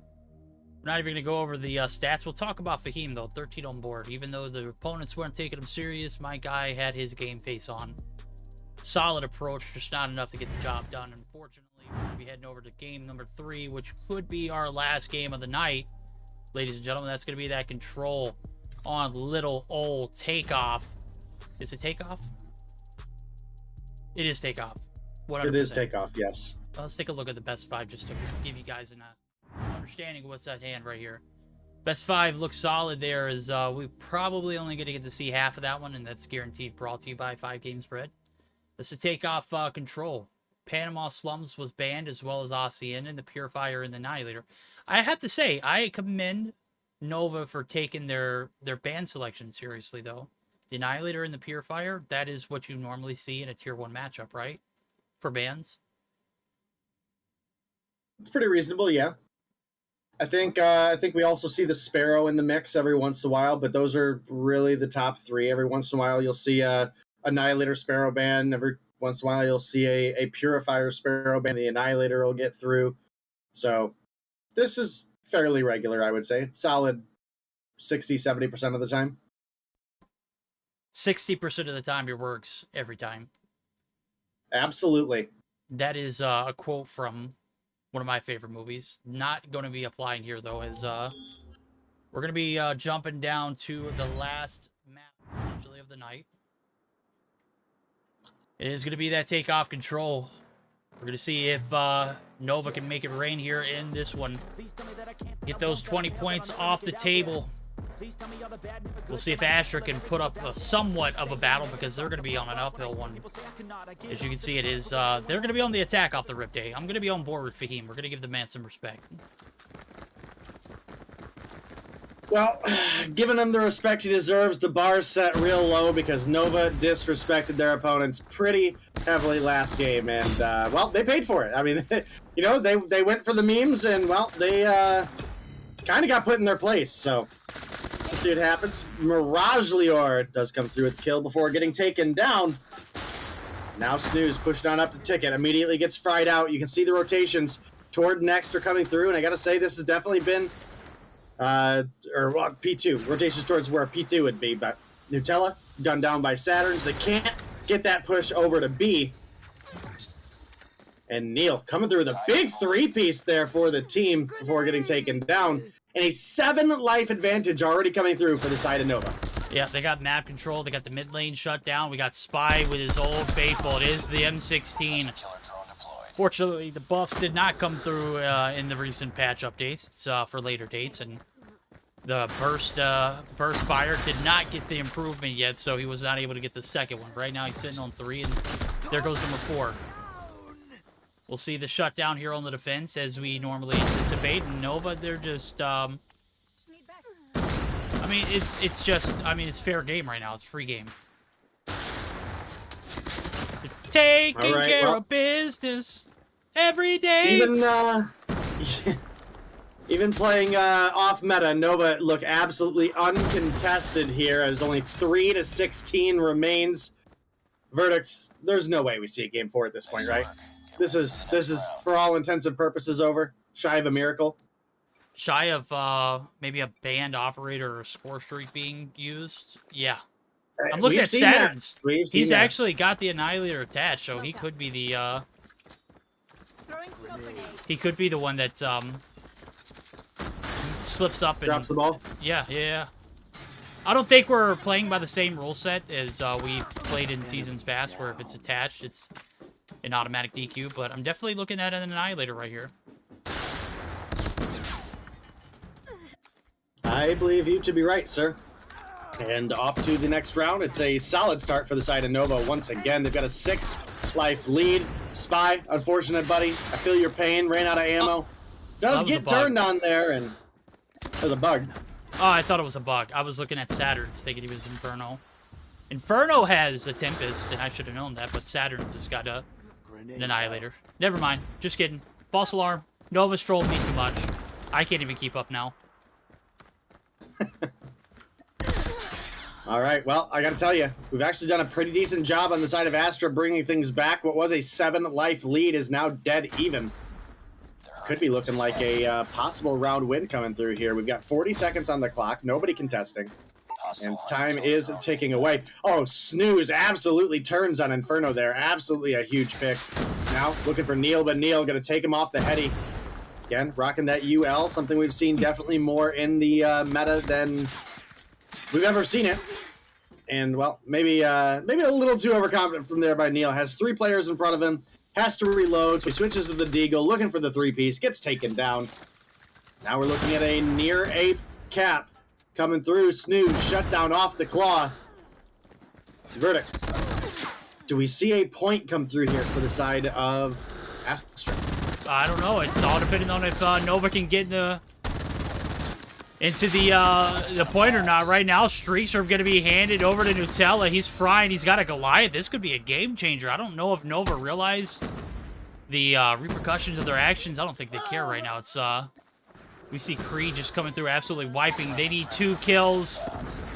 Nova not going to be able to get it. Nutella gets the 2 before the Preddy hits. Who burned the, was that Creed who burned the Predator? Yeah, he did, and he's got a little bit of a cooldown on it now. He couldn't get it off. He had 2 right and dead sights, but Nutella finds the kills. Very unfortunate timing. I guess that's better than full reset at least, right? Oh, wait, maybe it's not a cooldown. Maybe that was Nutella getting the kills. Look, you know what? I'm not even taking this matchup seriously now. Hey, listen, I switched to Creed after you mentioned, and he was right about there, and now he's got a Pred missile coming in. Does get trophied. Good use of the trophy system there, and Nutella does have a Hunter Killer as well as a Goliath ready to go. Have to see what they can do here. Got an opportunity to try to help his team out, but I gotta say, this is not a great map for, or rather, it's a good map for Goliath, but I mean specifically if you're looking at hardpoint for the control. Both control points are going to be exposed outside, not going to give you the added benefit that you want, other than maybe a little bit better of a health pool. But I mean, equally as much as having a better health pool, you are slower, you're a bigger target, and it could definitely be a big factor. And Spy, only 10 kills on board using the M16. Top frag currently, Verdict, does look like that is going to be a 19 for Neil, and then you've also got Nutella right behind on an 18 of his own, along with Inferno. Yeah. Yep. Can't even keep up anymore, bro. It's Nova trolling and Verdict just brain is all over the place. It's mushed. After seeing this gameplay, bro, it's like I'm brain dead right now. Gunny's coming out. Operators are too. Fahim gonna burn right through. We lost the lead. That Claw, unfortunate for him, not going to be able to get the nade out. The time is going to expire. Lives were a factor, but they were not even the reason why that round ended. So, got to play the objective if you want this control game to continue on. You've got to be able to find a way to make it work. Keep this Nova team off of it as well now as we're going to flip sides. We're going to go ahead and get geared up. We're going to see how hopeful this Astra team is, and I'm very hopeful that we'll get something out of it. Go ahead and gear up for our first listening of the series. It is going to be with Astra Gaming. I was They're two top you two. They one jump down. One dead. Kobe, one is Kobe. Kobe dead, Kobe dead. Stadium. I got the blue, I got the PC. Yeah, let's play opposite corner. Killer drone inbound. double stairs. He's pushing P1. Yeah. It's there. Hey, we have three. One is one. Okay, we have One more ticket. He's pushing to P1. He's pushing here mid-stairs for him. Watch out. He's on tickets, Mirage. Okay. One tickets. Yeah, he's one trapping us at the stairs, guys, in front of us. Water. Nice. Let's push out. All right, comms are in. I mean, they still got their dignity about them. I mean, they knew what they were getting into. It's Nova, for Christ's sakes. It's very unfortunate that their first series of Mobile Mayhem has to be with them, but Nutella's been around the block. Fahim's been around the block, right? I mean, there's nothing new about this team other than... There's nothing new about this team. It's the same team. They're even using the same trolley guns. You can look at Spy, for example. Very unfortunate. Yo, the M16 is broken, brother. Oh, not yet. Sorry. Huh? That's next update. Well, we do have a Goliath coming in for Nutella here. It's the 2-1 lead. Possibly could close things out onward as we're on match point here for the side of Nova. But the Goliath is coming over the last-ditch effort to try to get here for the defense, and it is already starting to get a little bit shredded. It's down about 25% of its HP, and, you know, Inferno here looking to make that even more. Fahim, dangerously low, does get the kill onto Spy, and we've got an 8-6 advantage right now, but that is quickly starting to shift. And keep in mind, we do still have this Goliath on the point, the desperation attempt out of Nutella to keep the opponents back, and right now, it's not looking good. Only 3 lives remain, Verdict, for the side of Astra. Yep, last hope is out the window. Nutella going to be able to find a 2-piece. Trophies are coming down. It needs to stay alive. All the tricks are out of the book. It is going to be Neil coming through. He's going to get some shots in. Spy puts the dagger in the Goliath, and all hope has left the building. I should have known that this was going to be one of those matchups. I don't know why I even put on a plaid shirt with you today. 3-1 win for Nova. They take the bag. They take the 3-0 and sweeps across the board with a minus, with the exception of our second series, which was a banger. I had to go back and rewatch it. Nothing here to see, though, chat. This was a Nova blowout in Astra. Welcome to Mobile Mayhem.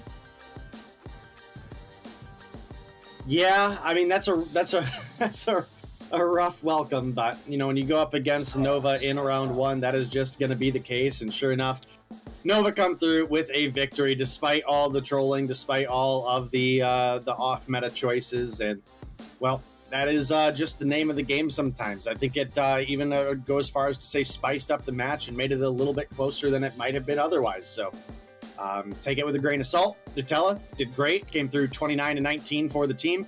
The rest of the team struggled heavily. You had Zuckers at only -1, so not horrible there. And that's where it starts to fall off. You have Miragelor with -4. You look at Snooze -7, and Fahim, homie, was cracked during the search and destroy. Puts up a 13 and 33 at -20. Yikes, man. Tough. It's a tough way to go, but I mean, you gotta end somewhere today, right? I mean, we had a pretty solid start to the season, but take a look at the standings. What we're looking at right now so far, so good for Nova, Theory, and Zidium. They're gonna be sitting at a 3-way tie with 20 points, and 117, who found success in one map, are gonna be able to find a way on the board with 5 themselves. Everyone else is scoreless. Either they didn't play or they got 2-0 or 3-0 today. Nonetheless, we got plenty of season left to go, Day. And I gotta say, based off what I just seen, I can't say if it's gonna be the best season we've ever had at Mobile Mayhem. And that's very unfortunate because we had everything we needed to be successful, and then Nova came into the mix. I blame Creed. Creed, it's your fault, bro. It does seem like the easy person to blame here, right? Yeah. I'm not gonna complain. Creed, you do better, homie. Do better. No, I'm just kidding. So good day overall. Again, I think our best series was that second matchup, obviously, with the likes of 117 Not Found and Theory, and I'm definitely hoping that 117 will turn things up for their future performances as well, because that's a team that I entirely believe in to succeed. So we will see in our days to come. Keep in mind, Europe, you guys got me for 3 more days. You had me here for today. You'll have me for Thursday, and then Tuesday and Thursday of next week. And then you guys will be getting Guildmania. I did get a new job that is going to interfere with my time being able to cast Europe. So I do apologize for that. But unfortunately, I do gotta look out for keeping the bills paid for the casting hobby. So. All right. Well, there we go. We're gonna have 3 more days. And we're going to have 3 days left with Day. So if one was not enough... 3 more days! Yeah, we're going to have 3 more exact copy replicas of Day for 3 more days. It's going to be an absolute blast, ladies and gentlemen. Speaking of what's on the agenda for Thursday, we're going to start off the night with I2K IC versus Limitless, Zidium versus Animus. That's a marquee matchup. And Nova and 31er. Damn, man. We're just feeding Nova like... Never mind. You know, I'm just going to stop there. We're going to hear a word from COD Mobile on our way out. We're going to find you somewhere else to go. Huge shout out to Deanna coming through. I love you, Deanna. I'm glad you're recovering very promptly. We look forward to hopefully seeing you Thursday, but if you're not feeling well, don't push it. We'll see you next week. So until then, everybody, tune in for Denominated and myself tonight. We're going to be on the main North American broadcast where we'll guarantee to see better matchups than we did tonight. Knock on wood. And hope you guys are able to join us for then. So until then, we'll see you then. Later.